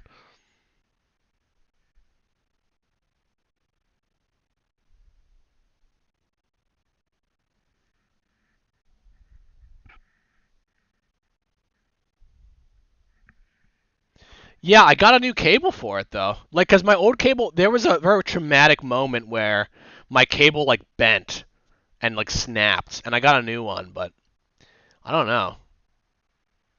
Mine had a horrible screeching. Yeah, maybe it's just a problem with this design, because I feel like I've had this for a long time and it started screeching and I didn't even notice. A lot of people saying buckle up. Yeah, I mean we're gonna follow it closely. Here's what I'm gonna do. Okay? Are y'all listening to me? Who do y'all? Maybe people don't trust me. That's okay. But I can talk to Deadbolt Doris tomorrow and see, you know, and just float the idea that hey, given that Poppy Zed and um, Poppy Ziggs are top decks, could we potentially find a change for the Yordle Explorer? Because I do, like I said, I'm very nervous about it already, even before we launched it. Like I knew that it was going to be problematic. Um, so yeah, I can talk to him tomorrow. I can't promise that anything's going to come of it. Um, is that okay with y'all? I'm really trying to do my best here. Okay, I'm really trying to do my best. I know that people don't think I am, but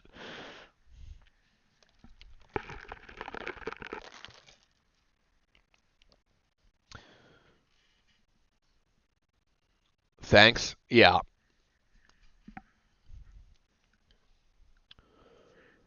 I will do what I can.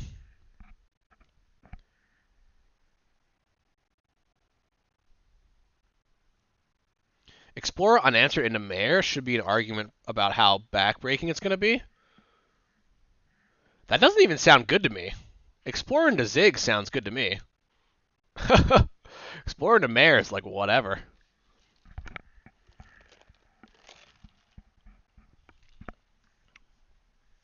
Thanks, Max. I appreciate that. I really do try. I mean, I realize that it's relative, but or Explorer and Explorer. That also sounds better than Explorer and Mayor.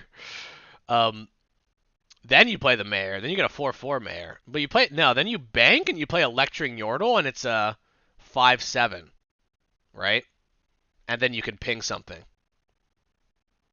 Like if you go like Explorer, um, Lecture.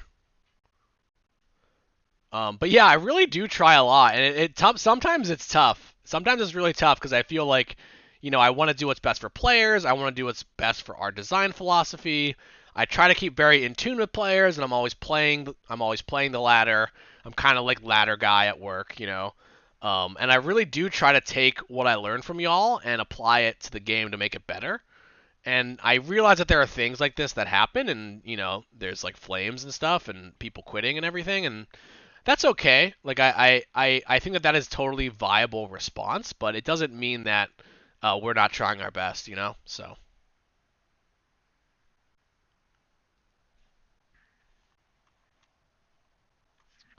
why doesn't LoR bounce patch every 2 weeks? I mean, I'm just fairly confident that that is too much churn. Um, that is too much disruption. Personally, that's my opinion. I realize that probably a lot of people in this stream don't agree with would agree with that. But it's a lot of disruption, and it's very hard. It makes it hard for us. Like I realize that it's not. This is not a sob story or anything. I'm just literally saying that the changes will be worse because we'll be making changes without always knowing how the metagame has played out. Like if we make a 2 week change and then we have a 2 week change coming out, and it's just like how is the meta even going to play out? We don't know. Which is why I think that 1 month is good. I personally think that 1 month is good, including changes like back when I was live design lead. I think, for instance, do y'all remember which set it was? There was a release where I nerfed like the Trifarian Assessor and Fury of the North on a set release just because I felt pretty strongly like those were going to continue to be meta dominant, right? So I think for the bigger releases like the Beyond the Bandlewoods or the Empires of the Ascended, or Call of the Mountain, I think that those releases are big enough where you don't need anything, and it actually might be counterproductive to do things. Just because unless it's very obvious, like I think in the case of Merciless Hunter, it was pretty obvious. So that things were going to be stagnant, so we actually hot fixed, right? But I think that those bigger releases have more wiggle room, but the smaller releases just less likely statistically that the meta is going to be disrupted by them. So it is important that you do those kind of changes, which is why I have done those in the past. So is Ziggs on Live Design's radar? Honestly, I don't. I think that Ziggs. Um, I think that if you're looking at Ziggs, I think you're looking in the wrong place. And I don't want to be too prescriptive, but I really think you're looking. If you think that Ziggs is the problem, I think that you're looking in the wrong place. Because I think that a lot of the power comes from staying power, card generation, and like swarm, and the cards, like cards that benefit the swarm. And Ziggs doesn't actually do much of that. As well as Ziggs is like completely reasonable in like in a in a more dedicated Ziggs deck as well. So the answer is the answer is no, but we do see Ziggs as in a meta deck. Like any card that is in a meta dominant deck is on our radar, right? Like we see the statistics. So I guess in that way he is on our radar, but like I don't think that that's going to be the card we look to change.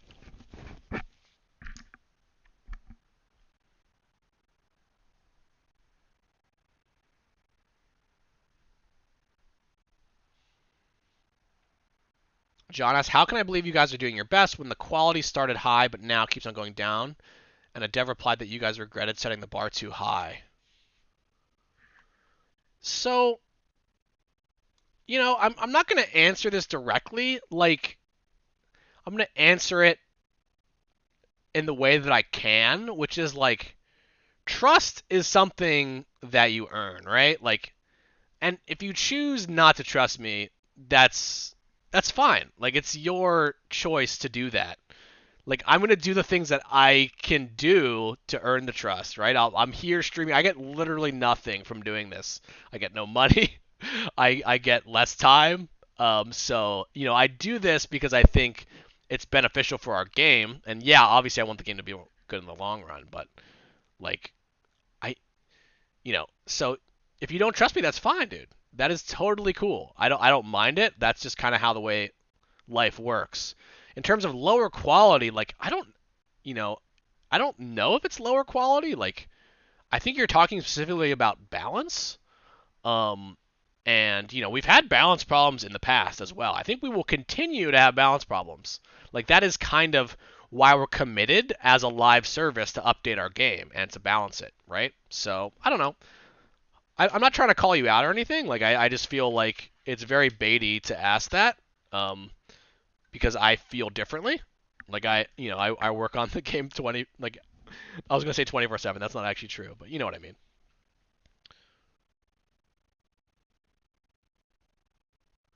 Just that Ruben has been careful about talking about lore.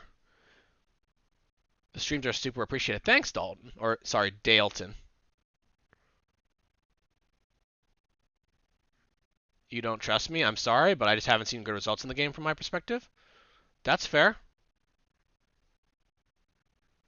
Yeah, I mean, if you have different priorities and you don't like the game, like, you don't have to play, man. I'm sorry you feel that way, but it is what it is. It is what it is. Milo asked, do I believe a card like Oncologist being played in aggro burn decks means the card is overstated, or is it an acceptable result? It might be overstated. I think that Oncologist is just a good card. I actually think that Oncologist is better in aggro, right? Because a few reasons. One, when you play an aggro deck, you can run out of gas. Two, when you play an aggro deck, you get low versatility because you're forced to play cards like Legion Saboteur, right? You're forced to play cards that inherently are aggressive and will kill your opponent's Nexus. Conchologist will actually give you the option. Like imagine you're playing against a Scion deck and you can Conchologist into Stress Defense to Stress Defense the Scion to prevent the damage and win the game. Like, an aggro deck can't play Stress Defense, right? So, like, in general, I'd actually say, and this is just me, I do a lot of fundamentals talking because I think that it's just fun to talk about. I think that from my understanding, and this might be an advanced thinking, but I am not surprised by Conchologist being better in aggro. I think it makes total sense that it'll be better in aggro to me. Because also, like, a random 2/2 is probably more valuable to a deck that is playing Poppy and swarming the board than it is to a control deck. Because 2/2s for 2 are actually pretty bad. Like, they don't block Quick Attack or Fearsome, or what else do they not block? Elusive. Like, they don't really do that much if you can't leverage them being a valuable attacker. So yeah, Conchologist should be better in aggro. I mean, I guess it's kind of weird because Curious Shellfolk exists, and Curious Shellfolk goes into control, and Conchologist has direct synergy with the Shellfolk, right? So I can see why in that scenario it's better in a control deck. I mean, that makes sense, right? I'm not like a crazy person, or am I? Am I a crazy person? Sometimes I think I am. Though my opinions on lore are generally pretty different from others, so it's definitely can get a bit wild. How do I feel about lecturing Yordle? It's a good question. So it's gonna be weird. One, I think that it is a bit just what's the word? Because it's not like 4 mana 3/5 is good, but not that good. But the fact that you get the double activation is really sick. I think that it is right. It's either overstated or overtuned, I guess. Like, because it either gives you too much stats or too much like agency, right? Um, I think it's interesting. So like, so yeah. I mean, I think it's interesting in a sense that the card creates some gameplay where it's like, well, I want to now block it with my X1 so they can't ping them and stuff like that. So I'm totally cool with the card existing. And I'm totally cool with it being like a good follower for control because a lot of the times control decks don't have good followers. So I like that, but I definitely think that it seems like this is kind of another Kabir asked it, so I trust them. But I feel like it's definitely a baity question in a sense where like, yeah, probably is overstated, but in general, I like the card. Yeah, Aemon says it creates good play, but it's a bit too much stats. Totally feel that. Um, what's interesting though, so when I was preparing for Riot Gauntlet, I was playing Poppy Ziggs a lot, and I actually think the card is not good in that deck. And I'm sure, and it's a Ruben take, right? I always have a take that's different than other people. Because one, your mana is really tight, and two, you Poppy Ziggs. Two, obviously Poppy is better or whatever, but that's not actually not that's not two. Two, and this is actually one, is that your mana to being blocked ratio, this is something I'm making up right now. It's not something that exists. I'm just like thinking about it in my head. Is really bad with Lecturing Yordle and Poppy Ziggs because you spend 4 mana on a 3/5, okay, and my opponent can block it for like 1 or 2 mana, and then I'm not actually getting Nexus damage out of it. And a lot of times it's very taxing on your spell mana, or you don't have too much spell mana. So I think it's solid. I think it's solid in like Swain or whatever, those kind of decks. Definitely a little bit overstated, but I think also overrated in like Poppy Ziggs. My very brief experience with it was like cutting it from the deck.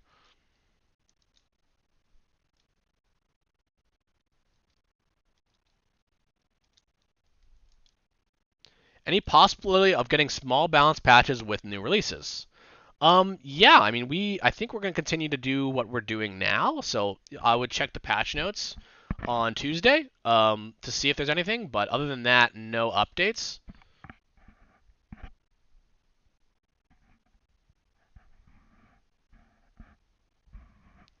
Look, Thierry, you're just giving me some bad vibes. Like I don't even know how much Riot spends on LoR, and if I did, I definitely wouldn't tell y'all or wouldn't be allowed. So you should just chill out. If you don't trust me, why would you trust that whatever I answer would even be truthful? It just doesn't make sense. So yeah.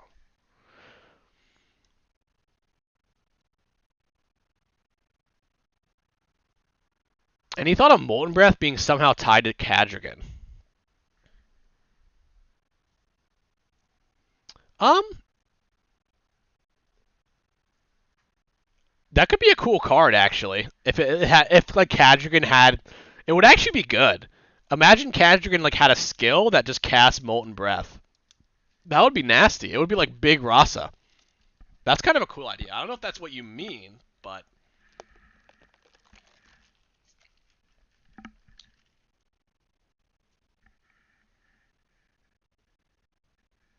thanks, Milo. Oh, sorry, I was calling you Milo, and now I see that it's Milo 900. It's my fault.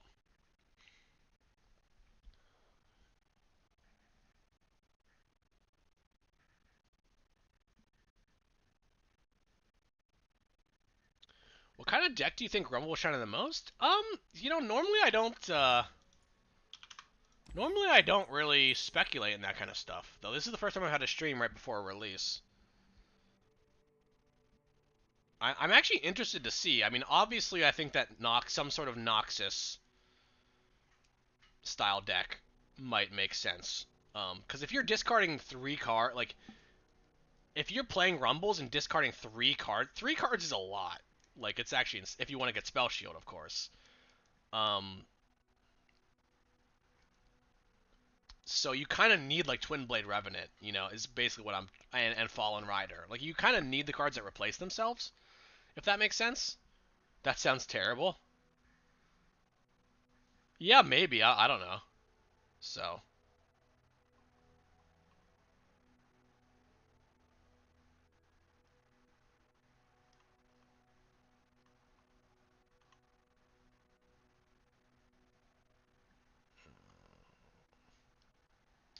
okay.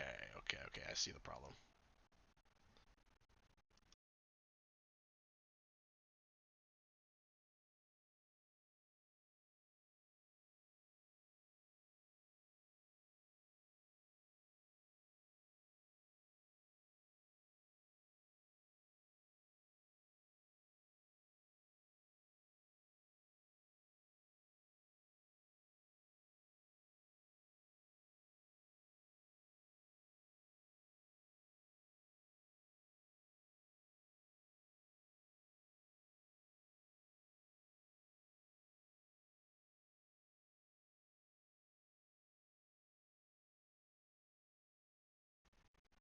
Okay. Does that sound better?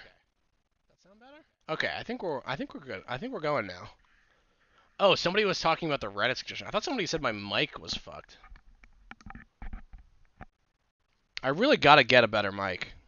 I feel like I always have problems with it. Sounds fine. Okay.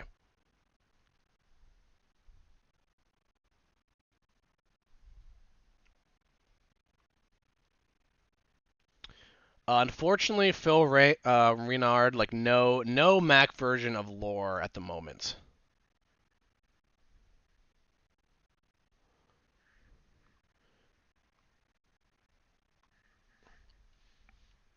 Could eventually, but if there's enough demand, do the Mac version. But for right now, we don't have a Mac version. I'm sorry about that.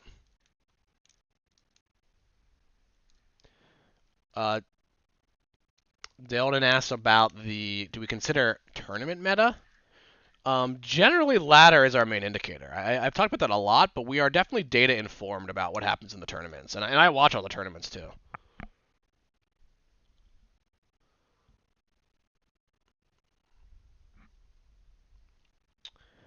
Um, is LoR available in China? Not right now, no. I think we are in. Man, at one point I knew all the regions that we are in. I believe there's like 15 languages and a bunch of regions or something like that. Maybe more even.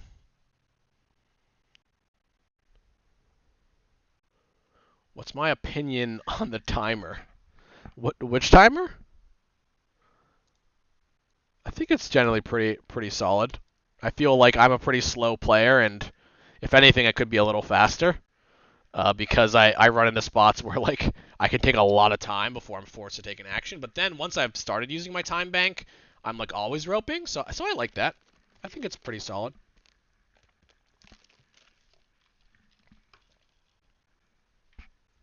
Tournament timer. Don't really have any strong opinions about it. Personally, I mean, I've said this before on stream. Personally, I wish that it was more understandable. I understand what the team went for with the like third game, but I think that a straight up chess clock style system would feel a bit better. It would be easier to read, that's for sure. So, kind of wish we had done something like that, but I'm not sure if it will be adjusted, unfortunately. But that's okay.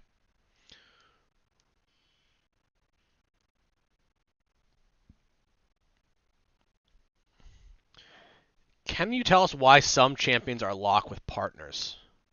Um, so locked is interesting. Like I think that we don't always necessarily want champions to be locked. I feel like where we do this well is when at least one of the champions can be played in other decks. Um, because then we get the powerful, exciting combination of the pair. When those are released, there's a lot of like new cards that support that, but then you can also play them in different spots. I like that a lot. I like that model a lot. I think when we have Pike and Rek'Sai, which can't be played in other decks at all, I think that is a bit suboptimal. in terms of just having a more versatile game and more interesting deck building. But like I think like MF Quinn, for instance, like you can play MF in all sorts of decks that aren't scouts, which I think is really great.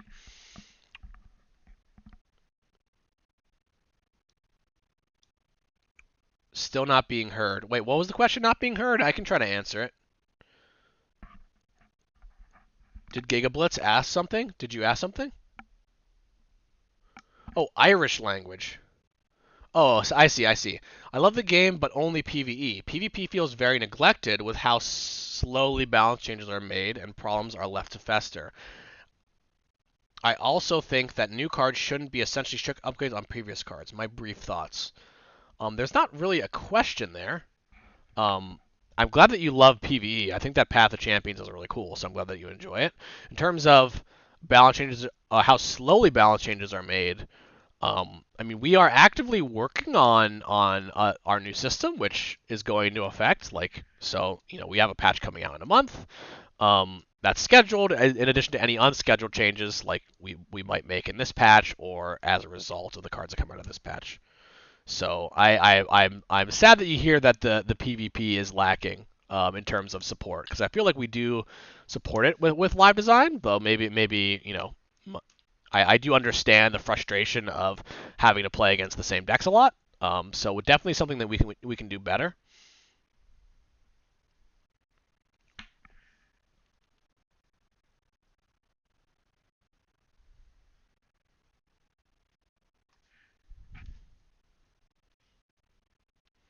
I think you okay. Catus SNS asks, any plans to look at older champions who may have been power crept? We are doing that in numbers regards. Like we have went back and buffed cards like Shyvana, like Jarvan. I think we pretty regularly do that, so I think we'll continue to do that, just more in a numbers capacity and less in a rework capacity.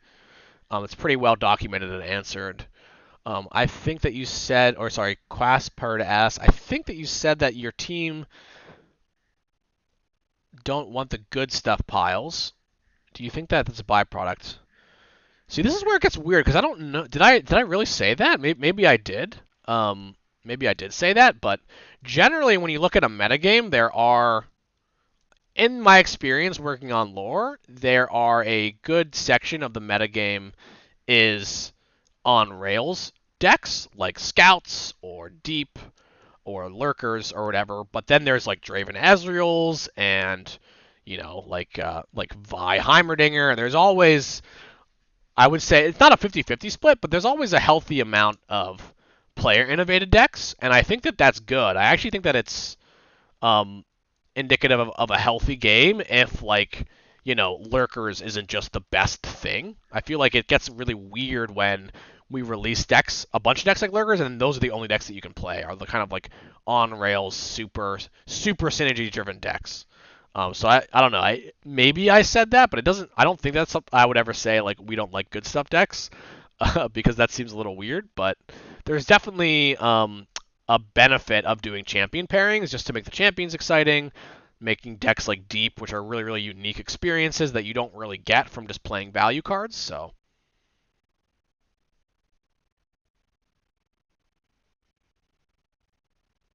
Carmo says, I've been playing. I love the game. I've been playing for a long time. To continue to do so. So far, the balance changes have been mostly spot on. Thanks. Yeah, I mean, it's seems like people disagree with that, which is fair. Like I think that the big thing for me is that I'm always learning. Like I'm just literally obsessed. Not obsessed, but I am when I get addicted to a game like Magic or LoR, I am obsessed with self-improvement and getting better. I don't actually normally enjoy the game as much as I enjoy the challenge of learning. And that's something that, as like somebody that's been a game designer for not that long, I am constantly learning things. And there's definitely a lot to learn, both from our designers on the team. Like I've learned so much, right? And as well as our players. So the important thing is that, yeah, maybe not all the balance changes are perfect, but as long as we have good reasons that we're doing them and then learn from the mistakes and iterate back, then that is where we will win. Because in the long run, we will become better and better at doing it, right? So basically, that is my personal approach. So I feel like, I'm totally cool with people saying that the balance patches have been bad or slow. I mean, I understand why people would say that, and in a sense, I agree with them, right? I'm not some sort of person who's not going to admit any mistakes. But as long as we take the feedback and learn from it and then continue on and get better, like that's what I personally am very interested in. So I actually think it's okay. I'm glad that people are divided, right? I'm glad that some people think it's going well and some people think it's not going well. It means that there's still opportunity for us to improve, as well as just a baseline opportunity for us to serve our players by continually to provide good patches that keep the game interesting, right?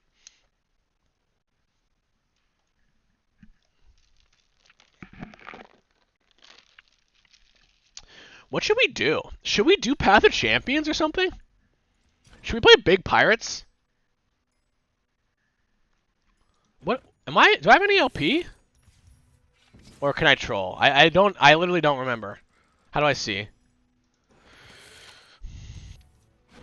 No, I don't. I don't.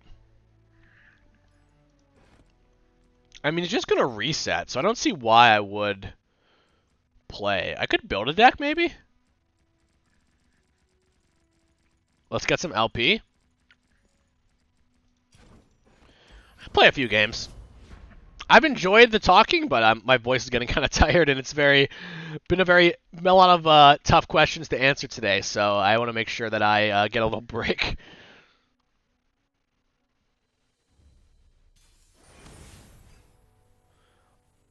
Somebody asks, or Chimpact, first time viewer, welcome. What do you think about randomness of the game with Manifest and Invoke? Okay, we want Scorched Earth. I think House Spider is better than Mirai Warden because of Pokestick. The question is, do I want a Monster Harpoon? For Poppy? I guess I do.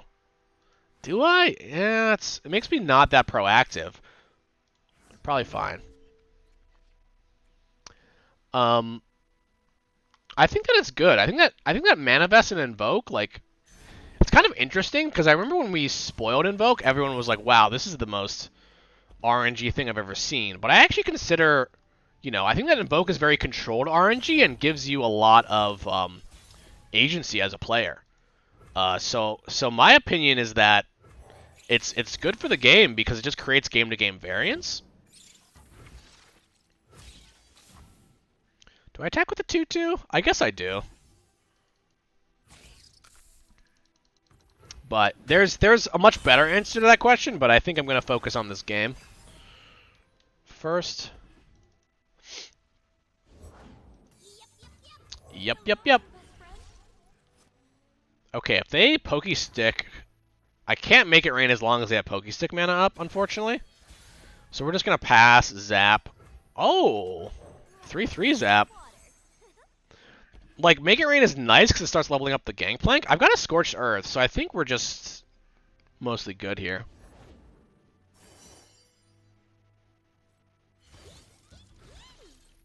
Mto says, thanks for taking time to answer these. We know it's hard. Thanks, man. I appreciate that. So the 1/1s go in, the 3/3 goes in. Man, Fizz just countering Make It Rain is really rough. This is good. They're blocking off, which means we might not have to deal with a Poppy. They do have House Spider, Targon. They've got 4 regions so far, 5 regions. Okay, oh man, I still kind of want to Make It Rain here, but I'm not. It's fine. We just wait. It's okay. We don't have to Make It Rain, ever, I guess.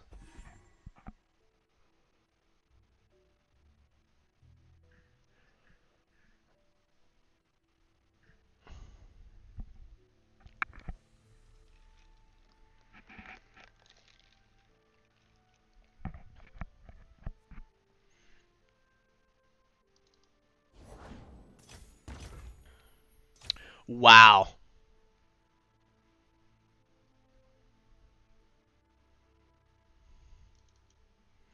So,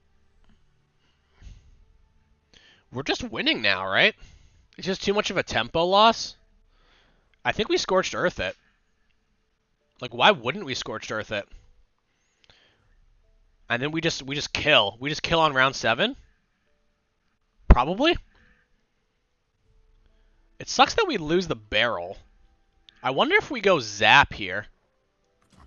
I think we have to kill it, because if they have another one, like, we want to make sure they're not getting another card. Battle Tree's weird because it gives you, on average, it gives you pretty expensive cards. Like, it'll give you cards that cost way too much. Which, in this situation, like, it almost doesn't, if they get, like, a 5 or 6 mana card, it almost doesn't matter at all. So I could hold the Scorched Earth until the last possible turn, but they could just have another Battle Tree. And if they have another Battle Tree, that's a really bad line of play. So basically, we can zap or Butcher versus Gangplank. I guess we just zap.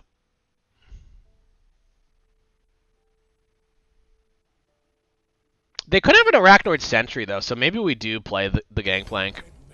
The open attack isn't that good, though. But they could have a Sentry, so they have no healing. So this is just too strong. They have to have a minimorph to do anything here. So we just open. Oh, they took so much there. So we're gonna win on our round 7 open. That's the plan right now.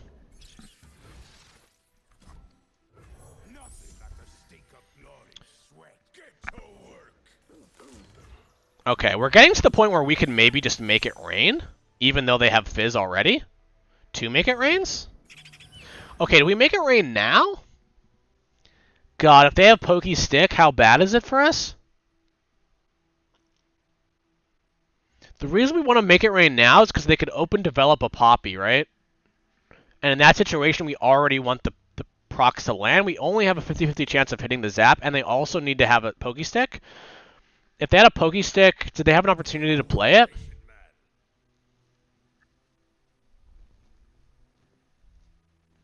I don't mind also just parlaying the Trickster, but the parlay can go face. Let's make it rain. Damn it. Okay, well, that was not what we wanted. Okay. Yeah, maybe that's just bad. That's okay, though. Because now if they develop a Poppy, we can just, we can parlay to make it rain. It's going to be tough. It's going to be tough. Yep. I mean, we did all this on purpose. Maybe we just do this. It seems pretty good. And then we Mirai Warden into open. Really wanted to get Flock. Okay.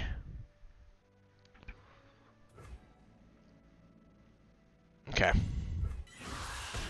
This is getting a little rough, but that's okay.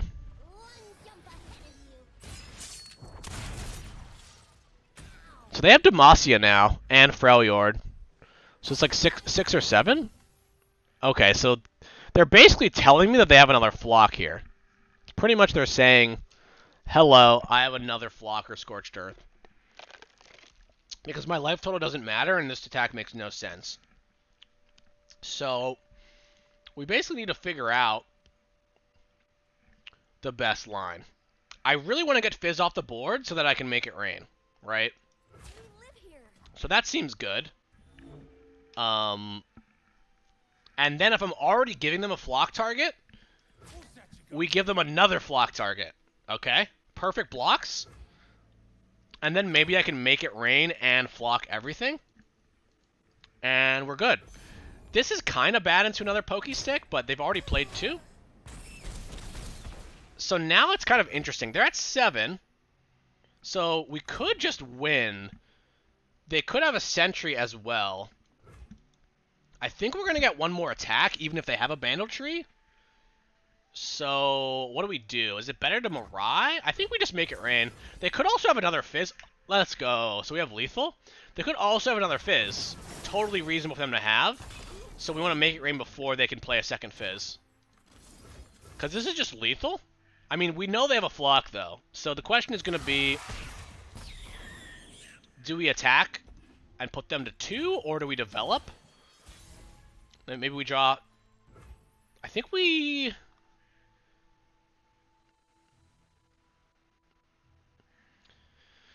Developing doesn't seem that good, because it's pretty bad into a Sentry, it's pretty bad into a House Spider, it's pretty bad into a Mayor, it's pretty bad into a Loping Telescope, it's pretty bad into every card in their deck, right? Is it that bad into a Loping Telescope or a Sentry? Because I'm getting 2 units.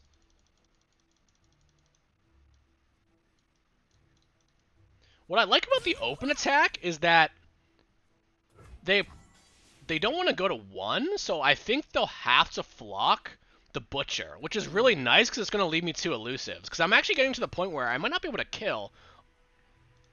So yeah, we do this. This is going to eat the flock. I mean, if they have a flock and a Scorched Earth, it looks bad, but it's 1 less card. Okay, group shot. It's 1 less card. I forgot they had this, so maybe we could have played a bit better. But it's 1 less card that's not a Bandletree. So I guess if they have another Bandletree, we probably lose. Okay. I think we have 1 more turn, though. Okay, we have 1 more turn. Okay, well, developing that might have been better. So maybe we do develop? It's just bad into, like, everything, though. Okay.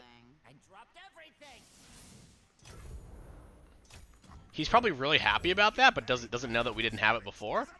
Okay. It's going to be real close here, whether we lose or win.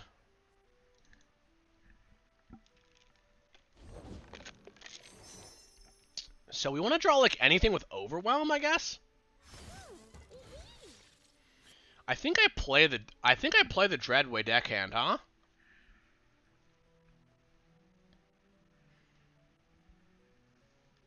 What if I've already played 2 Make It Rains and a Death's Hand. But if I don't play it, then a top deck 8-drop isn't that good. So I guess I play it. Let them kill it.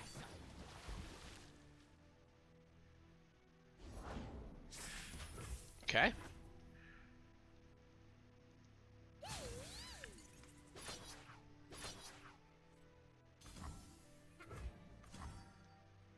So yeah, we're pretty much dead. And they might have a minimorph or a Sentry still, and if that's the case, we can't win, I don't think. I guess we need to draw... Oh?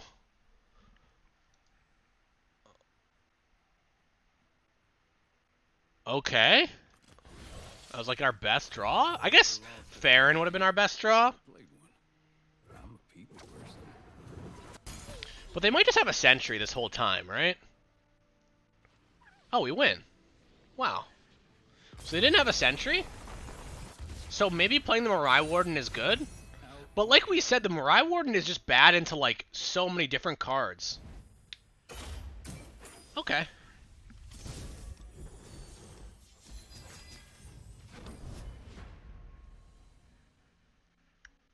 Surprised that we almost lost, though I guess it was the group shot. I forgot they had group shot in addition to Pokey Stick. Because it's possible that I could have blocked even less, though if I didn't block the Fizz, I have to get the Fizz off the board. Because I can never make it rain if the Fizz is on the board.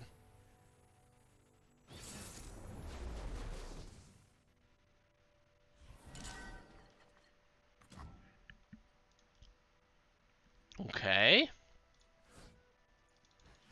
So Dreadway Deckhand is interesting into Pale Cascade decks because it might actually be okay to, like, if they play a Zoe, we might want to go, like, Deckhand into Make It Rain to guarantee the Zoe dies.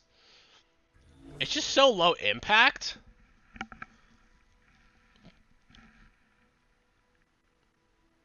And we have plenty of removal in the deck, so I think we can get rid of it. We'd much rather see, like, a Jagged Butcher, or Zap is good as well.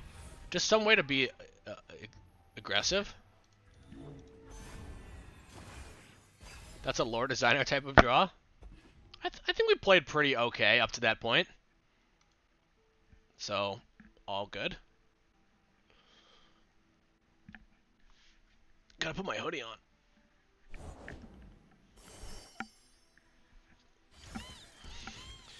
See, this is a weird situation where Deckhand might be okay, because we could, like, develop. Ooh. That's, you know, that's better than average. Interesting. They're just attacking. I think my life total doesn't really matter, and I think we just open past. Like I've got the oh my god, that's perfect draw. I was gonna say I've got the Twisted Fate, so let's see what we have to play against. I don't mind just slamming a Make It Rain here. It's a lot of damage. It's a lot of damage. And I play this deck pretty aggressively, generally, especially against a slow deck like this one.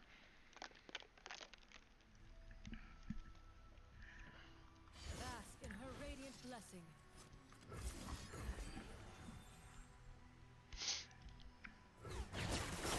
This also opens the Priestess up to a red card.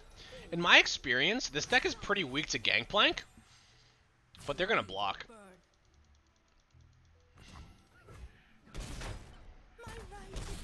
There is a world where passing is just right.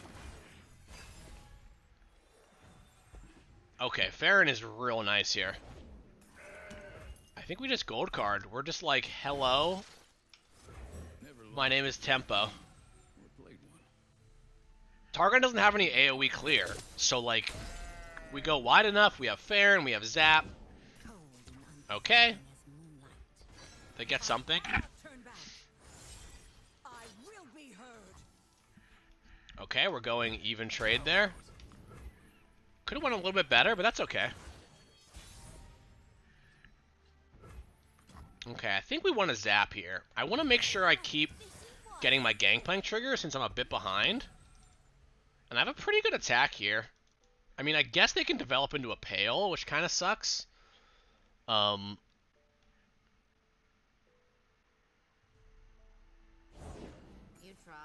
Okay, we're going to lose our Farron, which is a little unfortunate, but still potentially okay. Just going to attack with this.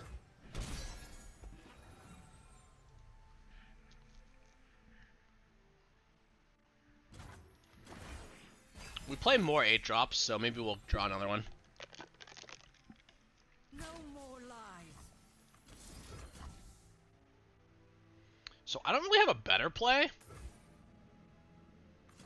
This isn't even that bad into Pale, since I guess if they have Sharp Sight plus Pale, it's pretty bad. But I think we just Harpoon this. Or do I just play the Dreadway deckhand? I guess we just pass. It seems weird, but no reason for me to do anything here. I don't even know what they could play. I guess they could play a Allegiance card that I would kill. It's just too bad to lose the barrel on the Harpoon. We were peaceful once. Okay, I think now I'm fine harpooning. Just because we wanna play this aggressively. Like I don't want to go super late against the Targon deck. And I wanna develop the deckhand without losing the barrel. Okay. Meteor Shower. Lose our elusive unit. Yeah, we're looking in bad shape here.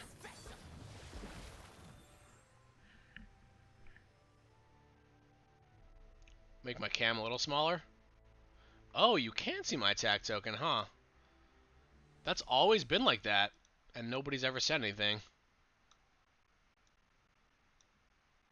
Interesting.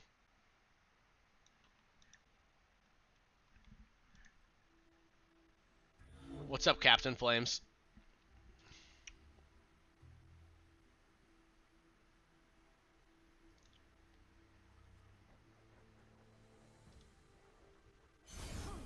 That's a pretty sparkle fly.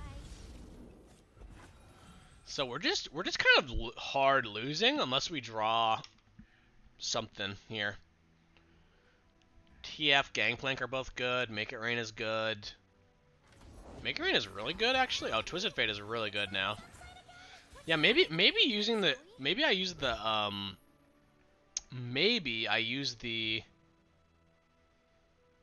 what's it called? I think I might have used the Twisted Fate too early. Like, maybe you don't gold card there, especially because of Diana, though. I don't really care if the TF dies. But maybe I just pass it down, you know? I think we go in here. And just hope they're on, like, Star Shaping and stuff like that. Because we have a pretty good attack here. And like the sentry is like, what is it gonna possibly do?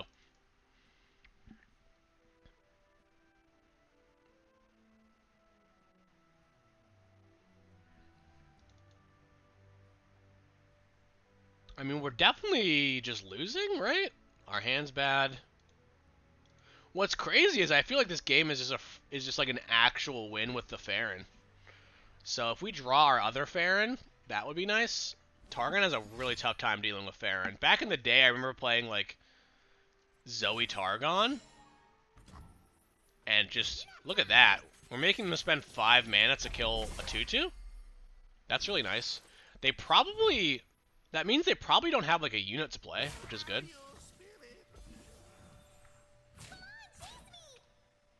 Wow, is this a pale, or are they just really that scared? Wow, they're losing to Zoe. Oh, maybe it can't be another meteor shower. They've only invoked once.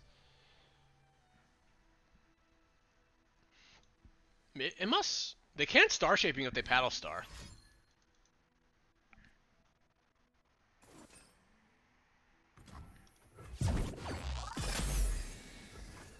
Looks like some good discussion in the chat. Oh, you're tired of answering questions? You can ask your question again, Kemi. Maybe I can see. Take a look at it.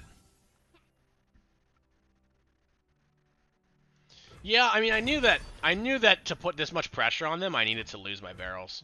That's okay. I was honestly dead ass thinking about just harpooning it, but it seems too bad. I'll harpoon anything else, or if they do nothing, we just pass back. Yeah, that's unfortunate, because they're gonna be able to go wide here. Do I make my bed just ahead of stream? I don't normally do it. Though I have meetings from home, so sometimes I'll make it because of that. But yeah, definitely don't make my bed. I make my bed for y'all. I just want you to know that. Okay, this is gonna help me. Thank you. Thank you. Wow. What a broken card, Aloof Travelers. I rarely forget and never forgive. So I respect you, Captain.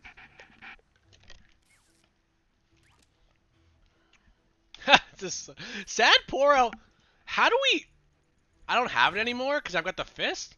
But how do we deal with how broken Sad Poro is? Okay, we need to make it rain. Oh, shoot. What was that? We were drawing like a freaking mad lad here.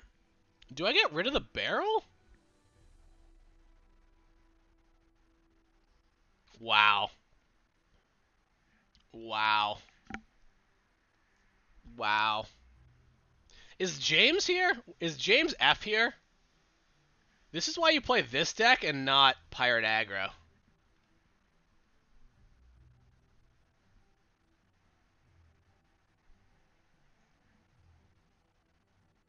If I get rid of the barrel, I don't actually kill the Aloof Travelers. But I lose a 2/2, which seems really bad to lose a 2/2 in this situation. Especially because I can just Scorched Earth this.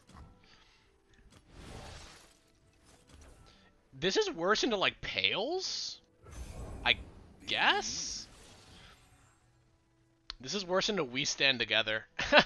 Not out yet, luckily. The 2/2 is just worth 2 damage, which I think is better than the red card. It's better than the barrel. So they don't currently have a Celestial in their hand, right? They played both of the Loping Telescope things. They played the Priestess thing. I'm a people person. Would I ever... Oh, Kemi's question. Would I ever consider doing a custom card? It would be fun. Yeah, I could maybe do that. I could maybe do that.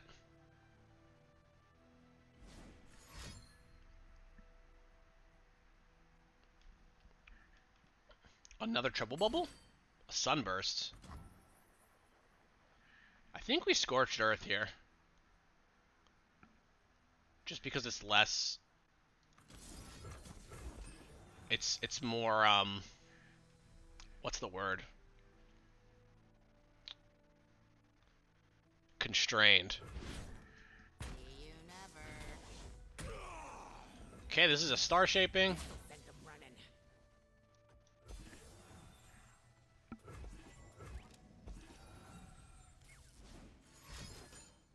It's not a star shaping.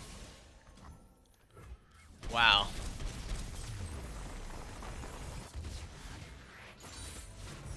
It was in the cards. So that's like a learning moment. Y'all, everyone loves a learning moment, right? I feel like that deck, like Targon Invoke, should be good, but like Zoe, Diana are just so low impact that like that deck just had no chutzpah, you know? Like what did the deck do?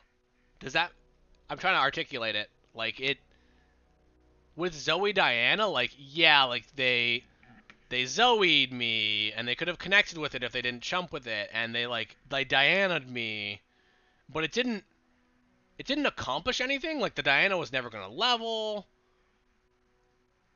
So yeah, it just didn't seem that great. Big pirates? Should I play 3 Farons? Should I play 3 Farons instead of Dreadway? Yeah, they eluded my Captain Farron, but that's not even something the deck does, because it doesn't... It got that off Telescope. It can't reliably do that. Isn't Jack the Winner better than Farron? I don't think so. Farron has Overwhelm, has immediate impact, and if it's answered, is still pretty good. Good question, though. I really do like Jack the Winner. The problem with Jack the Winner in this deck is, like, you see that game, you kind of rely on your AoE, and then you kill them with 2/2s. I can't use Jack the Winner to kill my own 2/2s. I need them in play. Yeah, Captain Farron the winner. That would be cool. Ooh, I'm playing Clash today. Playing some League of Legends at some point. Oh, if people have any suggestions, I liked Kemi's suggestion of custom cards. Critiques. If people have any suggestions for the stream, I'm definitely open to it. I know that it's like a little scuffed always, and unfortunately, I'm just not that good at that portion of it. But okay, can I unplug this? My neck is hurting. I'm gonna unplug it, and hopefully, it's the showdown. Little Pirates versus Big Pirates. Let's go. Do you keep Twisted Fate in the opener? Honestly,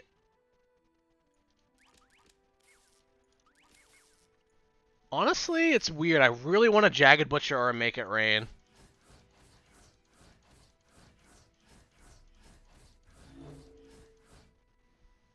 Twisted Fate is nice because it can help with an MF. My hand's pretty weak to MF. I feel like a Jagged Butcher is just so game-winning that we should mulligan the TF, actually, or Make It Rain. Just to have a 1-drop to try not to get hit. I want to go 1 deeper for it. I have my orders. And we can redraw TF, obviously. Okay, we take 3 on round 1. Even though we mulliganed as hard as possible to prevent it. We can kill MF. It's not going to be pretty. If they bank here, we need to keep in mind that they could have a... I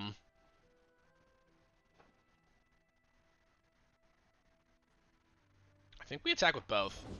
You won't get past me. It's kind of weird with the Twisted Fate in hand, but I want the Gangplank progress. It isn't needed. This is yeah, maybe this is a bad attack with the 2-1 because this allows them to soft play around a Twisted Fate potentially, but I'm at the point where, yeah, now. No one's the wiser. Okay, they can't. I've got Sentry, so I can stop an MF maybe. I can go. Okay, this is okay too. I had MF covered basically. I guess the problem with trading the 2-1 is it can't block the 3-2 anymore. So maybe it's just bad, actually. There's plenty of killing left. Is Twisted Fate a good pirate? Talking without I was told he was the best pirate. I was told he was the best pirate. So we open attack. Oh, I was gonna say we open attack because of Demolitionist, but now, actually, maybe we don't open attack because we have Flock. So this is kind of a weird spot. I want to have Harpoon for Gangplank, Sentry for Gangplank, Sentry for MF. So I actually think we just gold card. Like our opponent is never going to play into a Twisted Fate at this point, and they have 2 units that's just survive it. never lost a fair beat. And as long as we survive, we thrive. Head in there. So my deck is just much better than theirs, so let's just keep board parity. Wow, good card. Opponent is quite clever for having that. I used to run this. I used to run this in Pirate Aggro. So good. Neither the flames nor the depths Okay. claim me.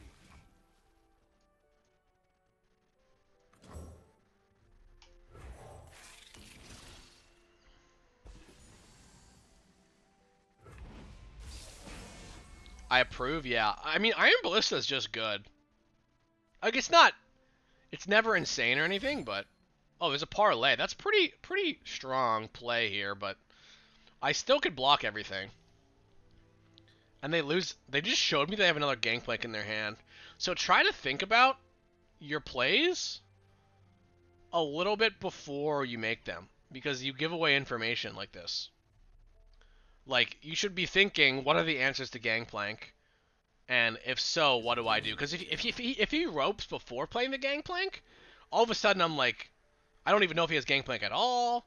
Excuse me. I don't know if they have Gangplank at all. I don't know exactly what their plan is going to be. Like, maybe they want to think about open attacking and they have, like, a Fervor or something. I know it's hard to do, because I have a bad habit in Magic of doing that, of, like, telegraphing my plays. Yeah, I like this. They just attack with this. They want to do as much damage to me as possible. So what is a better block? I think this is a better block because it prevents more damage. Say your farewells. And gets the threat off the board.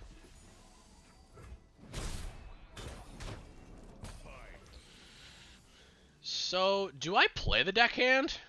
I actually don't think I want to yet. I think I want more mana available. We do need to win the game, though.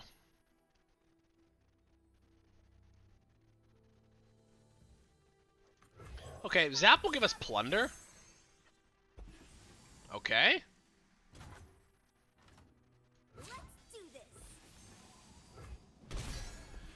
So here's an interesting situation. They're double passing. Okay. They're basically giving us the information that they have no more units. Okay. I could not Harpoon here for a few reasons. One, high likelihood of Fervor, right? Two, they might have another Gangplank. And in that case, I want a Monster Harpoon on the attack. Okay? So, I think it's interesting. I think I actually will. Ooh, that's risky. Our Make It Rain could miss. Our Make It Rain could miss. Like, I'm thinking... Here's what I'm thinking. I Harpoon this, they play another one, then I Make It Rain and Flock the third Gangplank. No prey. But... No pay. Okay, well this makes it interesting. Make It Rain and Flock the third Gangplank. But it could miss, because the Gangplank makes a barrel, that's the thing. So now I think we just Harpoon. They only have one card left. If it's a Fervor, we're just completely winning here, right? Though, if they draw 2 Decimates, we probably lose, I guess.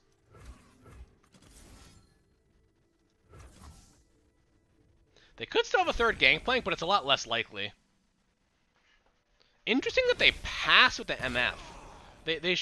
I think they should play the MF in that scenario, but you know, it's okay to not do everything the same time every time to like confuse your opponent potentially. Where's my axe? Okay, okay. So can we kill next round? Maybe. They could have another Gangplank still. But if they have another Gangplank, it means they don't have a Decimate, so we don't care that much about it since it's not leveled up. So I think I can actually red card here.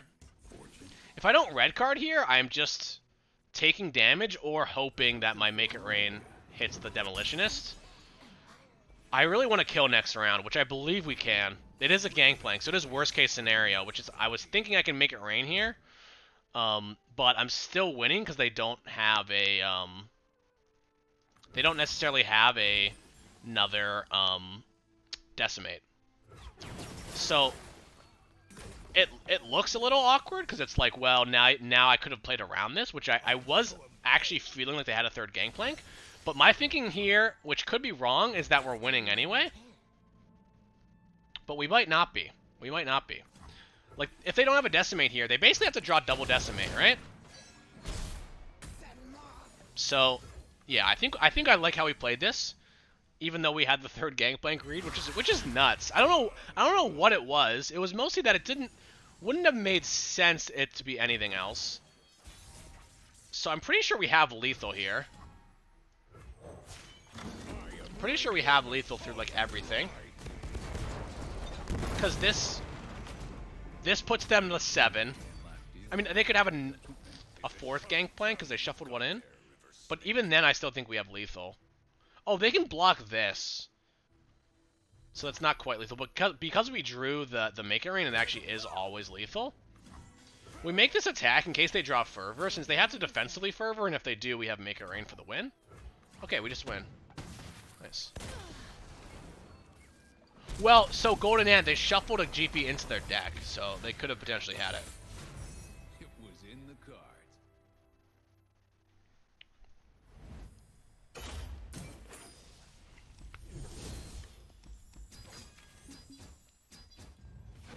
Yeah, so it worked out, even though we were kind of playing around the third GP. Maybe I should have went full playing around the third GP, but really, really strong.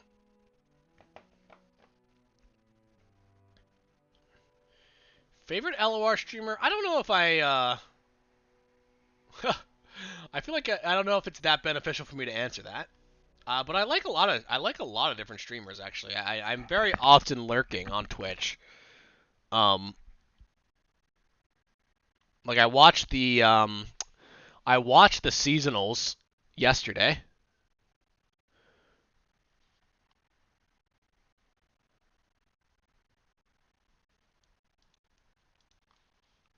Yeah, I love the Kavir stream with the Maokai decks. They really be brewing. Why can't I sub? So I'm working on that actually. There is a problem with my, even though I'm Twitch verified, like I've got the check mark, you can't sub to my channel, which is I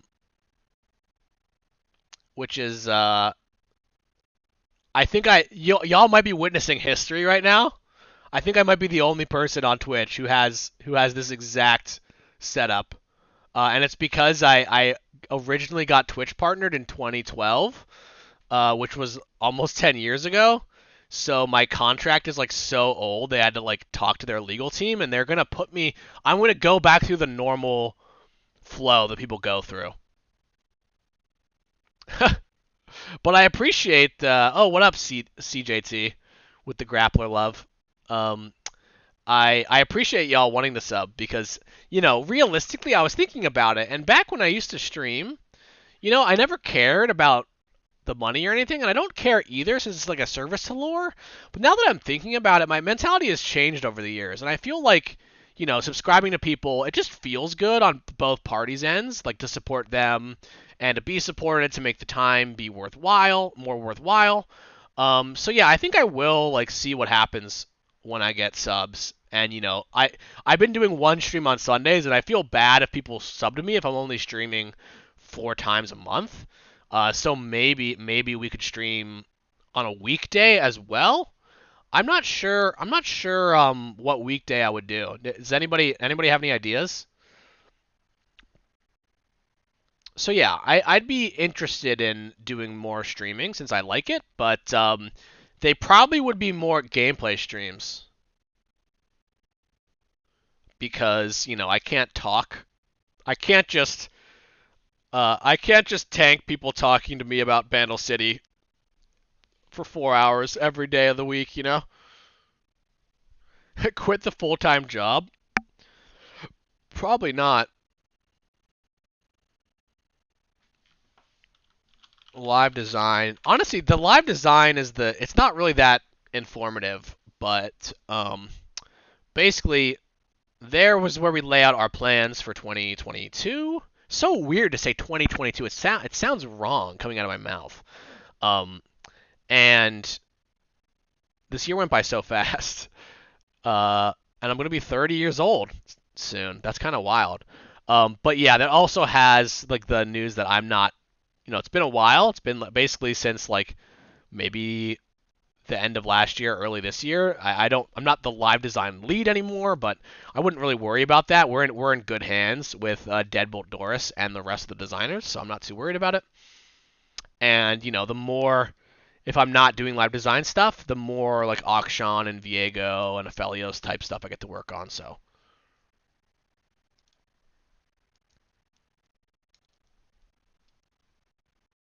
yeah, Lego Joker. It's 20. Bandle City's the only region. No, Bandle City's not the only region left in lore. It's 2023, and in the patch notes, every region becomes a multi-region card. Maybe I should tweet that. I don't know if that's funny enough, but it's a good idea. Yo, I need to chill this Nightbot for banning people for caps. I'm sorry, Nudu. Should we play some more big pirates?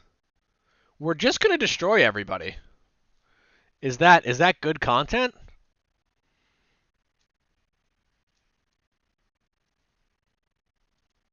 Maybe when we get higher in Masters it'll be tough. Since we're kind of picking on Diamond people, I feel bad like playing against Diamond people this late in the season. They just want to get Masters. Can you try this deck out? Sure. I mean, this is just here's the list. I really like this deck. This deck definitely does it for me. Just aggro, control, mid-range, all of the above. Oh, Kavir wants to give me a hot list. I don't normally look at viewer decks, but for you, we can make an exception. Look at all the different Shellfolk decks I have. When I was preparing for Riot Gauntlet, I thought that it was only Piltover Zon, so I was trying out all the different decks. What's wild is I don't even think that Shellfolk is that good. I think it's pretty good, but I played a lot of different versions of it, and none of them seem that good. Oh, it's a Twisted Fate, Turbo Twisted Fate.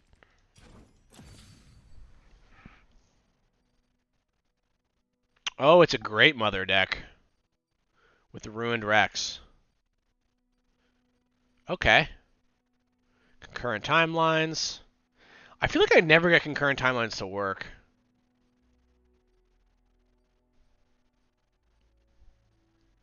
Give it a try. Can I change anything?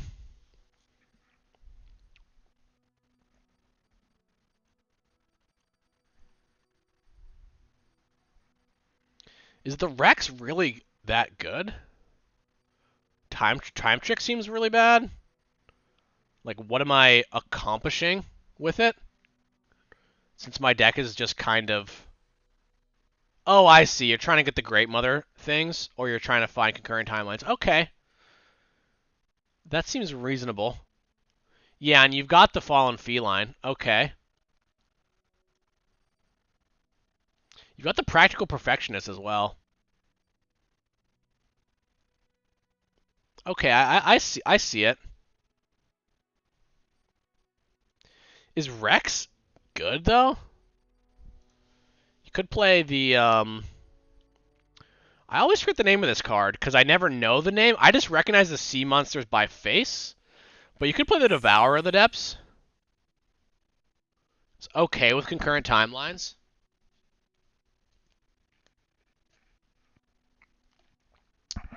You can get like an Alpha Wildclaw or something and then flip, though it's probably not even good enough.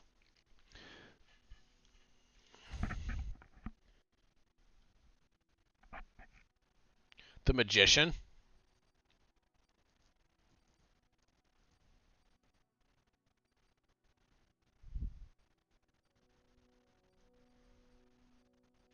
The Magician actually isn't the worst card.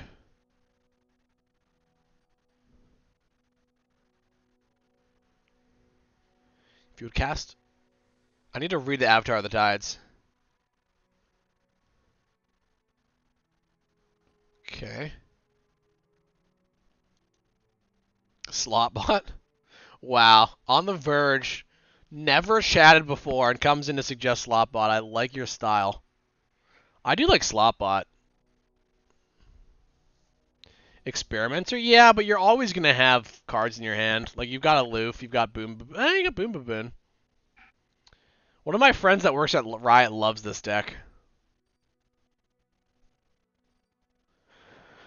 You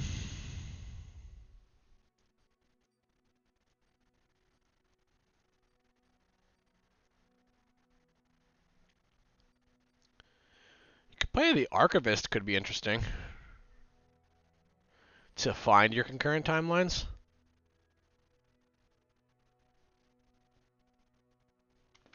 Tidal Wave, Iterative Improvement. Yeah, there's definitely a version of this deck that's a lot worse, but you play less spells that cost 3 or less because then your Zap will find your Mirai Great Mother more often. I feel like this is just visually, this can't be recipe for success. That's a lot of 4-drops.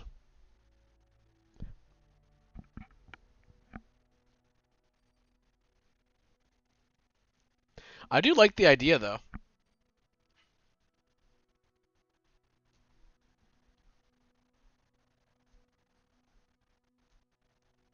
Like, no 3-drops? None?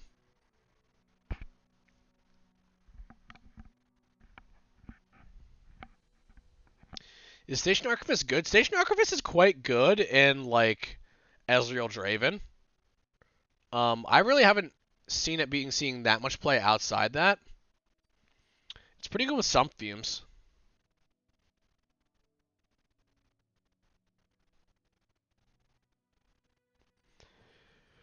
It looks cool, Kavira. I don't think I'm gonna play it here, but I appreciate a good brew.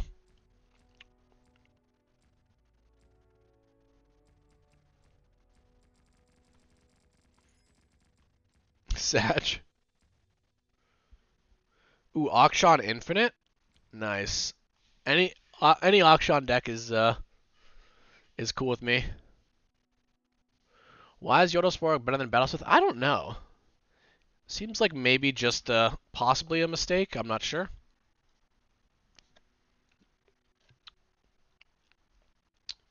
I remember thinking even before the first set was released that I was like, man, when Yordle Explorer comes out, it's going to change the game, since everyone was like, why does Yordle matter or whatever. So we'll see how it plays out, and I can talk to the powers that be and see where we stand on it. I'm sure that at the very least we're gonna give it a little bit of time to play out. But all right, man, I've only streamed for 2.5 hours. It's because it's dark. It makes me feel tired. We need an Explorer command. What would it even say though?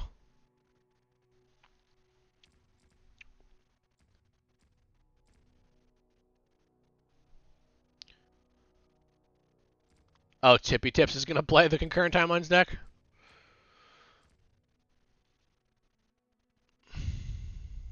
Say wait and see. Yeah, I mean, there's some hope that it's not completely busted. I don't know.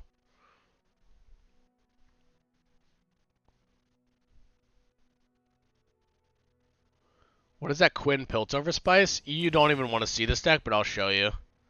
It is just a Bannerman deck with one Piltover card because it's the dumbest region ever. But for the Riot Gauntlet, they initially told us that we'd be playing with Piltover and Zon decks only. So I had to have 3 decks that had Piltover and Zon. Oh, good night, Tricky Tracy. Explore. Yordle Explorer's Yuckling Yordle.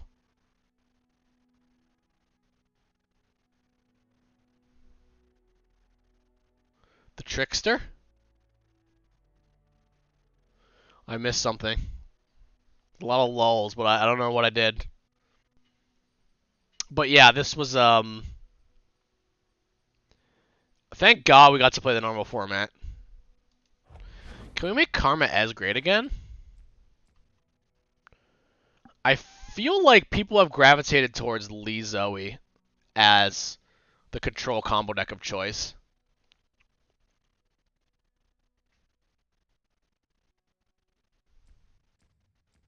Honestly, Ezreal has just never quite been the same since the nerfs.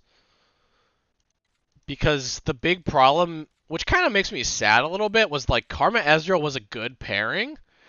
But since burst spells only deal 1 now, unless it's like a weird card like Fading Memories, which is kind of cool if you build that deck, or like Frostbite Ezreal, which you can't play with Karma, like, makes me sad because I worked on this rework, but Karma Ezreal almost isn't a good pairing anymore, right? Because before what you did was like you went Ezreal, Karma, played some 1 mana burst spells like Mushroom Cloud, and it dealt 4 damage each, right? And that is a lot less reliable now. And Ezreal is just not like... Ezreal 1 is too slow and too vulnerable. I mean, it always has been that way. Never was a good turn 3 play. But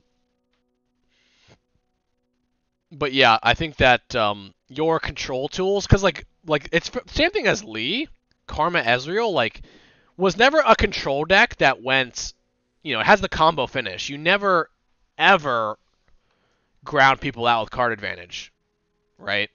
You almost always, your plan was to play like Wills and Palms to stall and then kill them.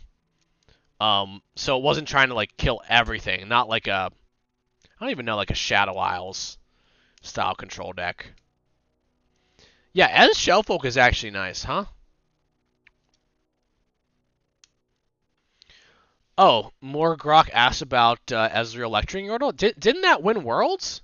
Ezreal Shellfolk literally won Worlds. So I would look at whatever Allen's list from the World Championships is.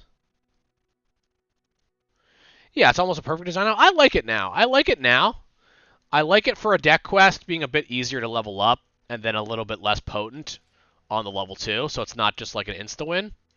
I think it was a good change, but definitely like just reading it, I don't think we would make a new card like this ever. It's just not that it's too like an unclean design, but this is definitely screams to me like a live design adjustment. You can kind of tell. But yeah, I like this change a lot. Also, when players saw the quest buff, I think people were really like they didn't know what to think, which is a good sign. People were like, "Oh, this is gonna be broken" or whatever. So yeah, I like where Ezreal is now, and you can still cheat the system. Like if you play Frostbite spells or burst spells that target. There was that deck a while. It was like a teal red deck. I really like this deck, like the Harrowing Ezreal deck, where you got like 3 Ezreals in play, and then you played like 2 Fading Memories and like one-shot them. That was cool. Eilish Lee Sin will get the same treatment. Yeah, I mean, I think that Lee Sin has maybe had his time and could use an adjustment. I've never personally felt that this is, that much of a problem. I think that the biggest problem is just the visceral feeling of losing to a Lee Sin with Overwhelm, not necessarily the deck or anything. But yeah, I mean, Lee Sin generally one of the hardest decks to play. I actually played it a decent amount this season, and was surprised how hard it was to play properly.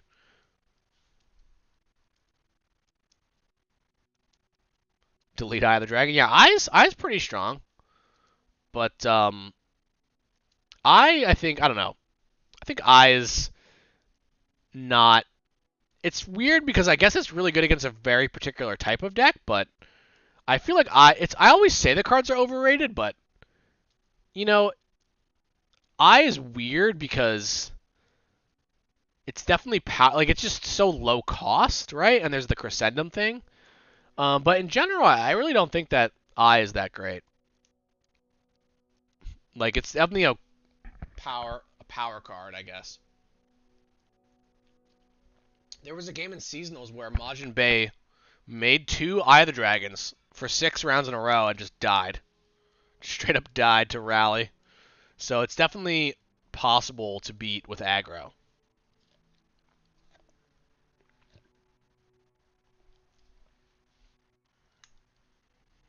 Yeah, I mean, I agree with that actually, Eamon. That the idea of like if it's always going to be in every tournament, then maybe that's a problem. I kind of there's a fundamental thing about live design is like what do you do about high skill cap decks?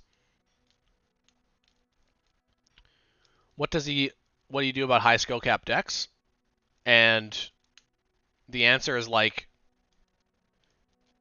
these decks that don't have high win rates, but really good players can do well with them. Like it's a classic. You could write a book about this. This is like the patron warrior from Hearthstone problem.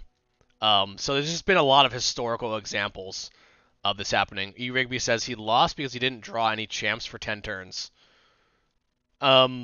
Maybe. I mean, I don't really think the eyes did much, to be honest. I don't know. I watched the game. Didn't seem to like they did much to me. So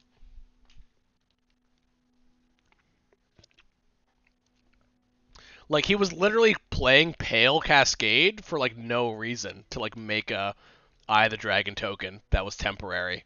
So he never got into a situation where he was winning. Obviously, like the plan was to stall and draw the Lee, and then he didn't draw the Lee, right?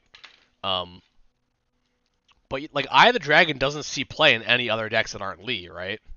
Which is kind of wild.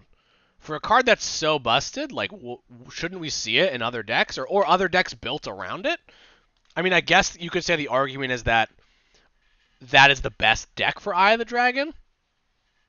You know, like you should always, if you're playing Eye, you should play it in that deck. But I think that it's severely overrated. Like I just do, and don't. I guess I should be clear. That is not going to impact whether we change it or not. My opinions. So don't write home to people saying that I said that that's the way it is and that's the way it is, because it's definitely not. I think that in general, if nerfing Eye, if one, like the deck continues to overperform, and two, we believe nerfing Eye will like cause variety and open up new decks, then I actually would be totally for changing it. Right? Like I think that it's hard to argue against it, since it's definitely one of those like cards that just has one too many stats. And I remember back last year when I worked on live design lead, I actually had a change in for Eye at 1-2 when Ezreal Karma was really good, but we went with other changes instead.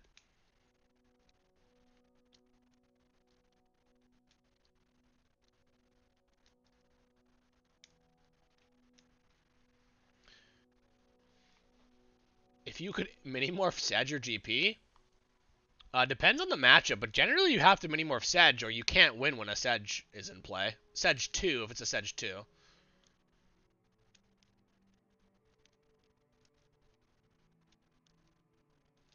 Yeah, somebody mentions Ionia with other regions, then Targon is just way too hard time triggering it. I totally agree with that. I totally agree with that. The only reason that it works, like, and this is like the chicken or the egg problem, right? Because like think about this real hard. Like spending mana to create like Pale Cascading Crescendum or what is the card? Heal 2, draw a card. Spending mana to activate your eye is generally just losing Guiding Touch, but you're actually doing it to level up Lee Sin, right? And that's why we only ever see Eye of the Dragon with Lee Sin.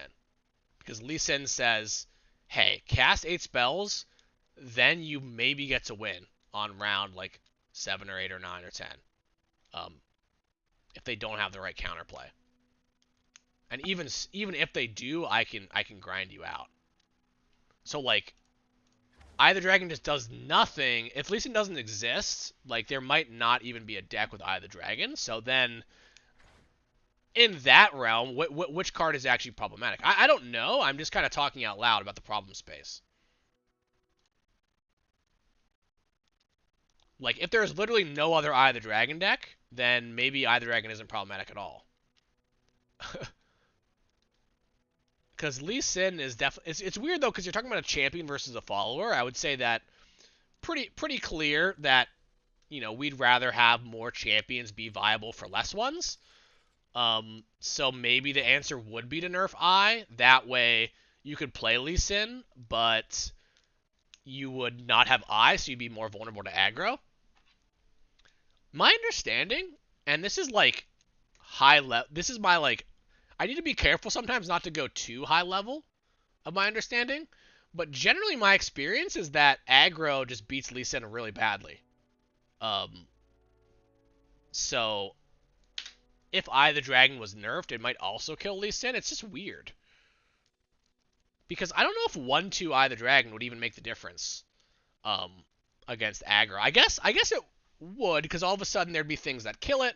Challenging it into Pale Cascade would be more effective. Stuff like that. Pretty sure the matchup is aggro hard, loses to Lee Sin.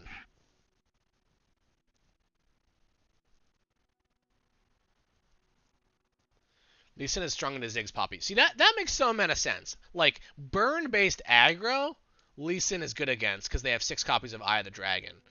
But, like, rally-based aggro, like Poppy or Zed, you know, based aggro could be good against you because you don't have any removal, so the champions are just going to stay in play, which is pretty losing.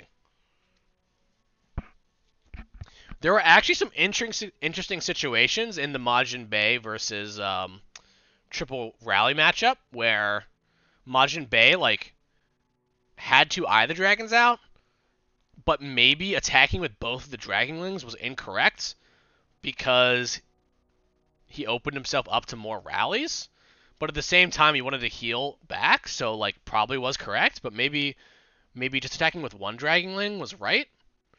Very interesting. Like that's the kind of thing. It's just the gameplay is so interesting. When it comes down to Eye of the Dragon stuff. Twin Discipline needs to be changed. Twin Disciplines is really, really good. We knew what we were getting into when we changed Twin Disciplines.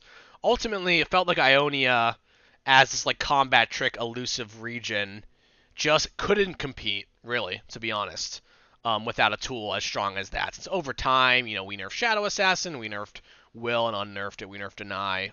Obviously, it's hard to count the Deny, since I assume that Deny, you know, Deny nerf almost doesn't count, since it kind of like had to happen no matter what.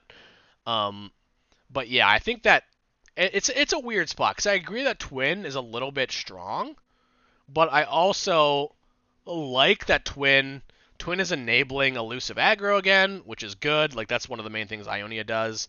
It also is like okay, but not great in some of these like combo spell decks, like Lee Sin, for instance. So yeah.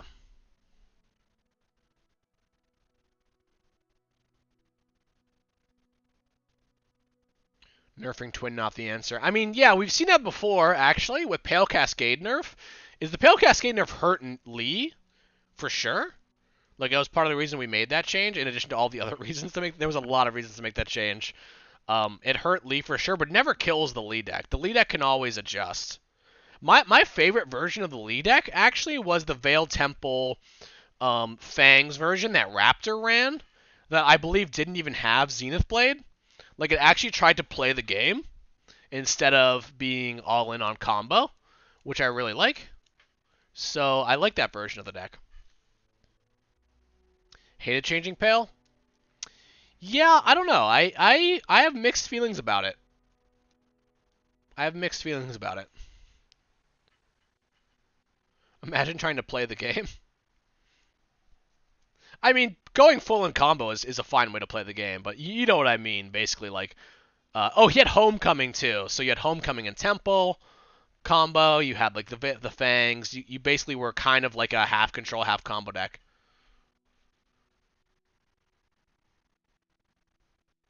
Pale was literally the best card in the game. Yeah, it's really close to Sharpsight, except it's drawing you a card, and Sharpsight is one of the best cards in the game. I mean, obviously the second health is huge, but the fact that you're drawing the card lets you opens so many options for you. Like Sharpsighting just to make your unit trade with another unit isn't actually good, but if you're drawing the card, it is.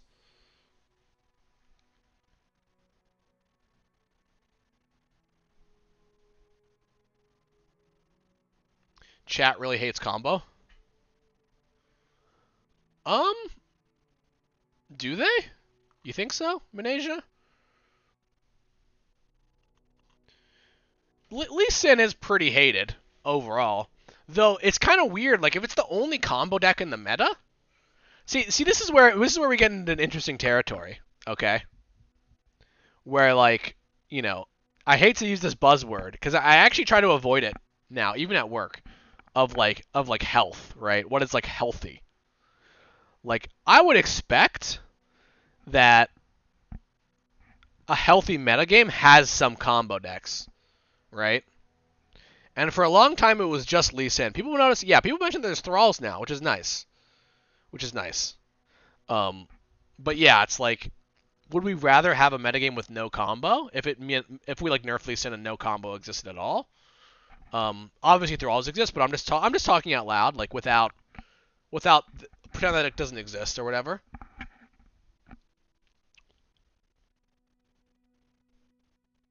Thralls is combo. Yeah, Thralls, I mean, you're playing Promising Future. It's hard to call a deck that plays Promising Future anything but combo, right?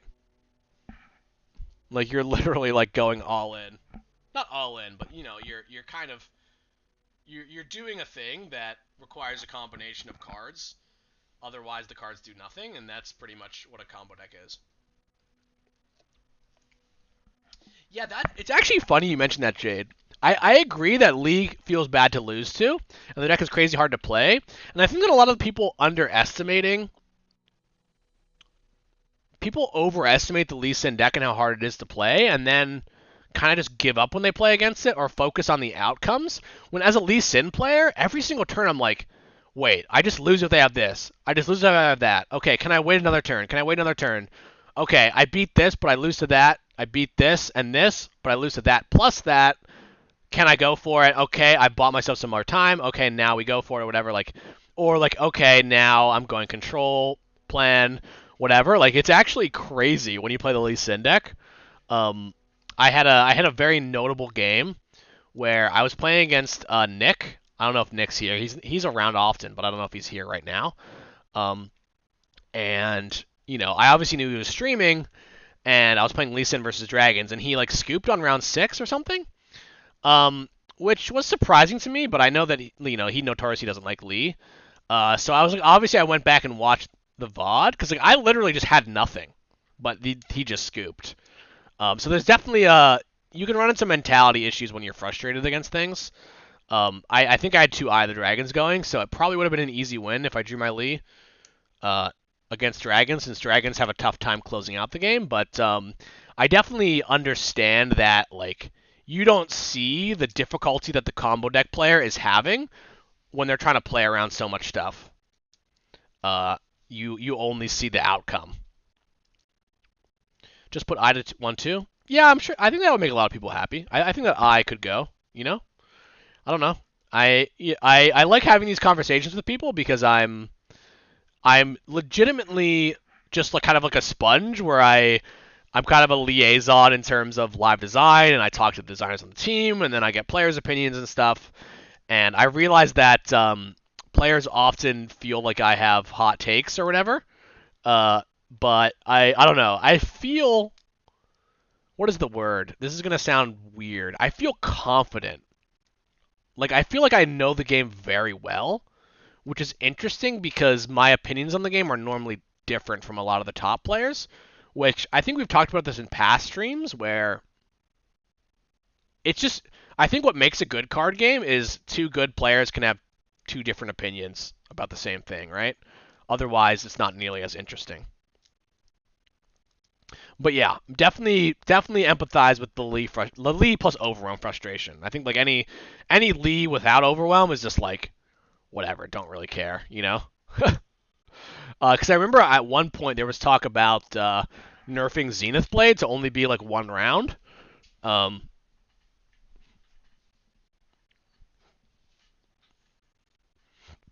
I mean, every deck is problematic. Blue Rook. I mean, it's just the language is just very flimsy. Problematic. Like any deck that can win a game could be problematic, right? Like if it wins enough of those games. Um,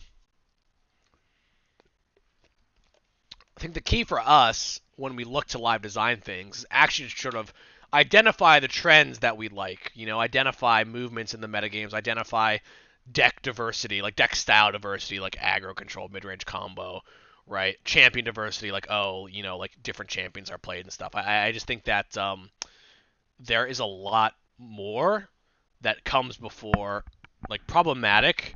I it's almost like you want to look at it the other way instead of looking at things as instead of looking at specific decks as problematic, you almost want to look at like the diversity and metagame. Like you want to instead of single down on one thing, you need to see how that thing works within the ecosystem, right? Because going back to the example of that I was making before of like imagine there's not a single combo deck in the game. Um, you know, it's very easy to make a change to Lee Sin or whatever to make that the case. You know, you just make. I haven't really thought about it in a long time what we would do to Lee Sin. He's actually really hard to change.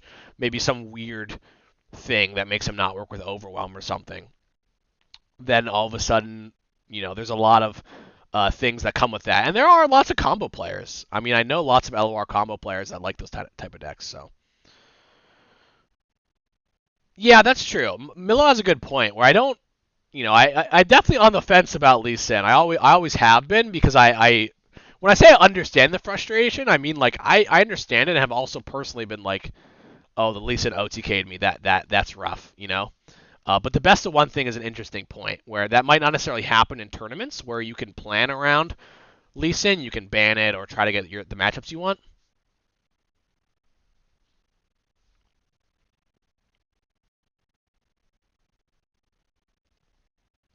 Anyway, maybe stop talking about Lee Sin because it's I feel like I've said my piece here, and it's probably the more I say, the more likely there's going to be some egregious misquote that gets shared and memed on. So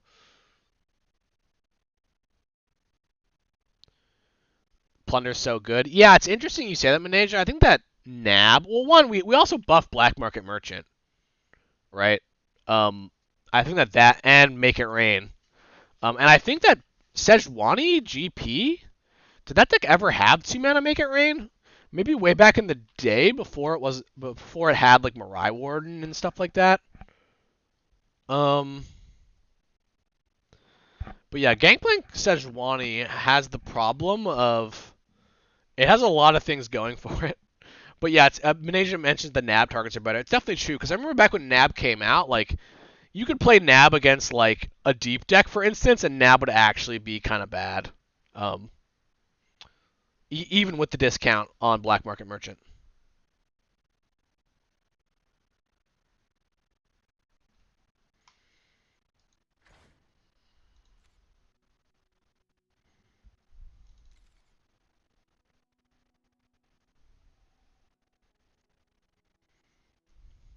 Yeah, the freeze Dragon's Rage thing is an interesting question, actually. I can note that down actually. Where the hell's my notepad? To bring that up at the next meeting. No promises, but I definitely think that so Frostbite reduces the power to 0. 0 attack units do not strike, but the skill makes the strike happen, not the natural combat strike. If it survives... Oh, I see. It's not because of the strike. It's just if it survives. I see. So it is actually working as intended. But I definitely agree that... I mean, there could be a world where basically is what you're saying is like striking both, recalling it, as opposed to if the enemy survives. I'm sure... It's always weird in these situations. I'm sure this line of text is doing something for us elsewhere. So it's hard for me to just say, yeah, of course we can do that. I'll take a think on it, though. Oh, the interaction has changed since it came out.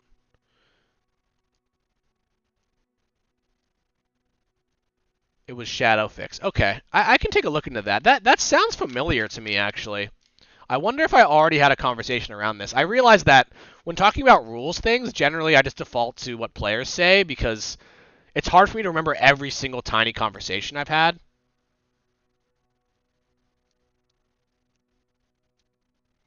Yeah, I mean, oftentimes some of these changes are like more systematic because I remember there was a change to Dragon's Rage.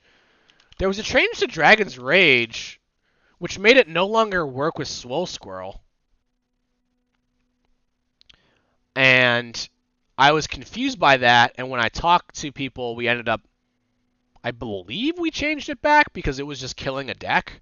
But sometimes we, unfortunately, will make a change that will like fundamentally change how some decks work. But yeah, I can look into the Frostbite thing. Yeah, I don't think it'll affect Jarvan Kavira because a 0 attack unit won't naturally strike. I guess it will affect if you ever had a Lee Sin Jarvan deck, maybe it would matter. Is Banner the watch list? It actually is. Definitely something that we have considered just changing, though it's kind of weird because the play rate and Banner City tree decks were really popular, but then the people realized that the aggressive Banner City decks that play Rally and Noxian Fervor and stuff instead of the Banner tree were more effective. So it's definitely on our radar, but at the moment has kind of been superseded by other Banner City decks that are outperforming it a lot. I just beat a Banner City deck, though I did draw a Scorched Earth. Though I might have been able to just beat it anyway, but yeah.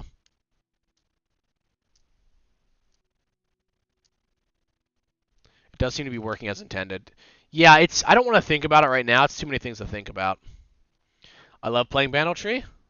Cool.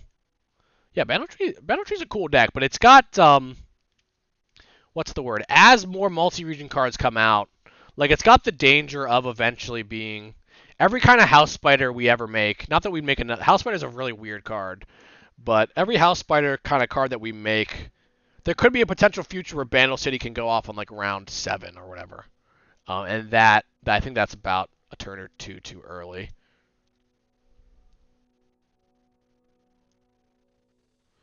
Yeah, Banner Tree's a huge break. Yeah, I've talked about this a lot. I don't know if there's much more to say. Like, I wish we had more Scorched Earth caliber or landmark removal.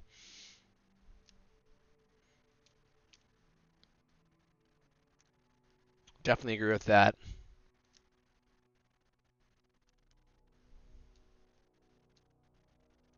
Can I share what the current watch list is? Sorry, there is no current watch list. If somebody gathered that, please listen in right now because when I said watch lists, I mean when I answered that question, I basically meant like we are actively looking at it and have already talked about changes on it and are like closely monitoring it. You know, kind of like with Sparklefly, where we were like just so ready to nerf it when it was time. I feel like Bandle Tree is in a very similar spot for us. Sorry, there is no watch list. Everybody's saying what is listed on the watch list. There's no actual official watch list, but there definitely is like cards that we look at during every patch cycle.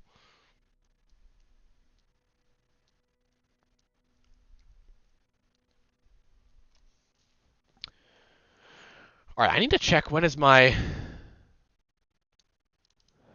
Clash opens in 15 minutes. So actually have an excuse to leave soon. All right, any last questions? Am I good to go here? A lot of people's questions I see but choose not to answer. Just a heads up, or I just miss them. No news about emote slots. Did you get here too late for Yordo Explorer? I feel like repeating it since so many people ask me. I'm sure everyone's curious, but yeah. I mean, I've talked about it a bit. I will at least. I promise to at least talk to Deadbolt Doris about it tomorrow. Tomorrow's Monday, right? I'll at least say, hey, would we ever consider just emergency patching it? And my general take is that, regardless of power level, regardless of how strong it is, I realize it probably is really strong, but just hear me out. My take is that the problem here is more that it is a really good card that is being added to the decks that are already the best decks, right? I think that if this was like, for instance, a deep card, I think that would be really cool, right? So my takeaway is like, hey, maybe on live design we should be looking at cards that are going to be released in the near future that are currently going to be placed into meta decks. Does that make sense? Because we do want to be able to print strong cards like this, but it is definitely, and I definitely empathize. Like, it can be frustrating to play against Bandle City, and I definitely see the problem of like adding a really good card into these decks that are already at the top of the meta. So yeah. Yeah, I don't think the sport is actually that OP. Yeah, that's another thing, is that we'll see kind of how it plays out. It's weird as a dev. Like, I remember playing with this card in playtesting and thinking that it's good.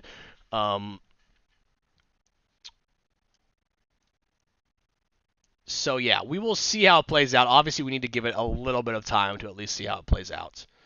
But yeah, I wonder how do you fit it into Poppy Burn? You probably cut like. Can you cut Legion Saboteur and go bigger? Or do you have to cut, like... I guess people will just stop playing Lecturing Yordle if they're smart.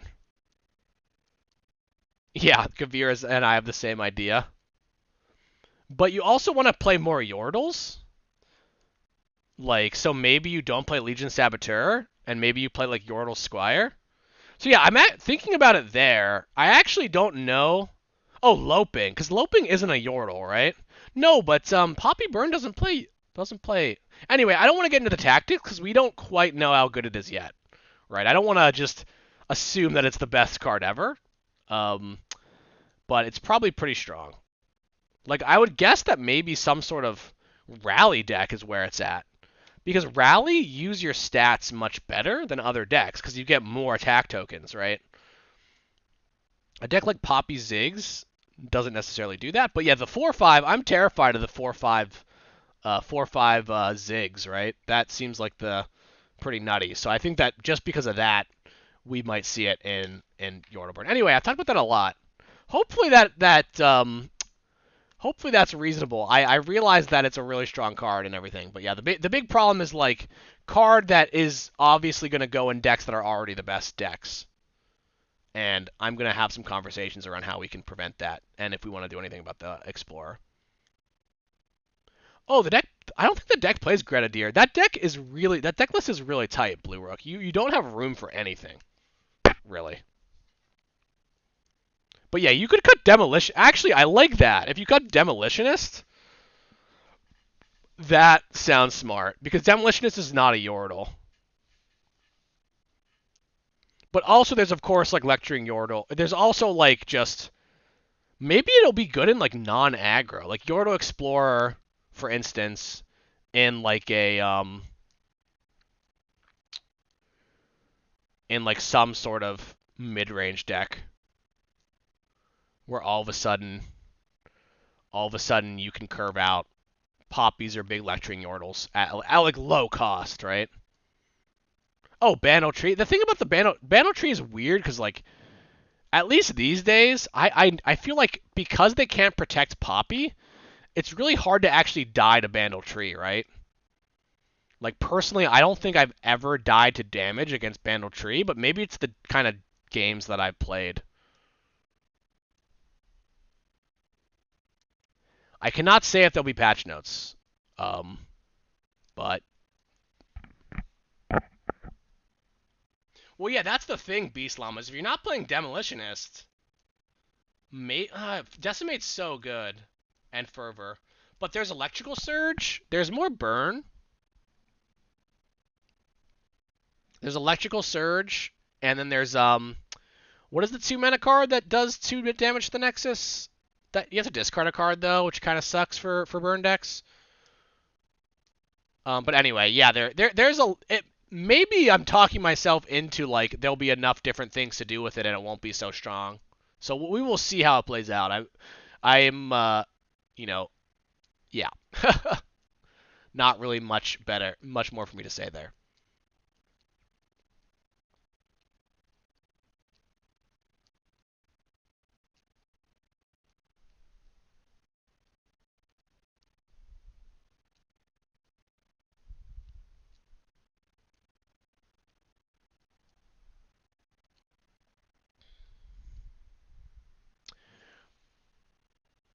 All right, any last words?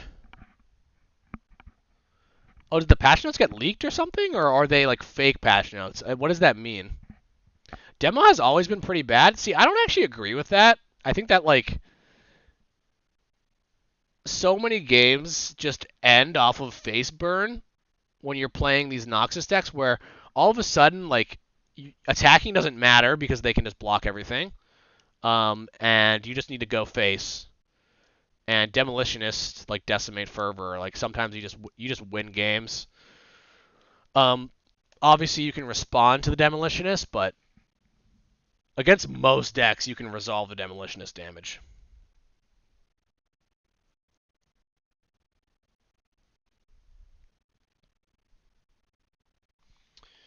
All right.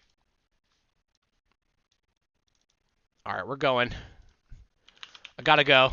I've got League of Legends to play. Clash. Wow. Jason really makes his name hard to type into chat, huh?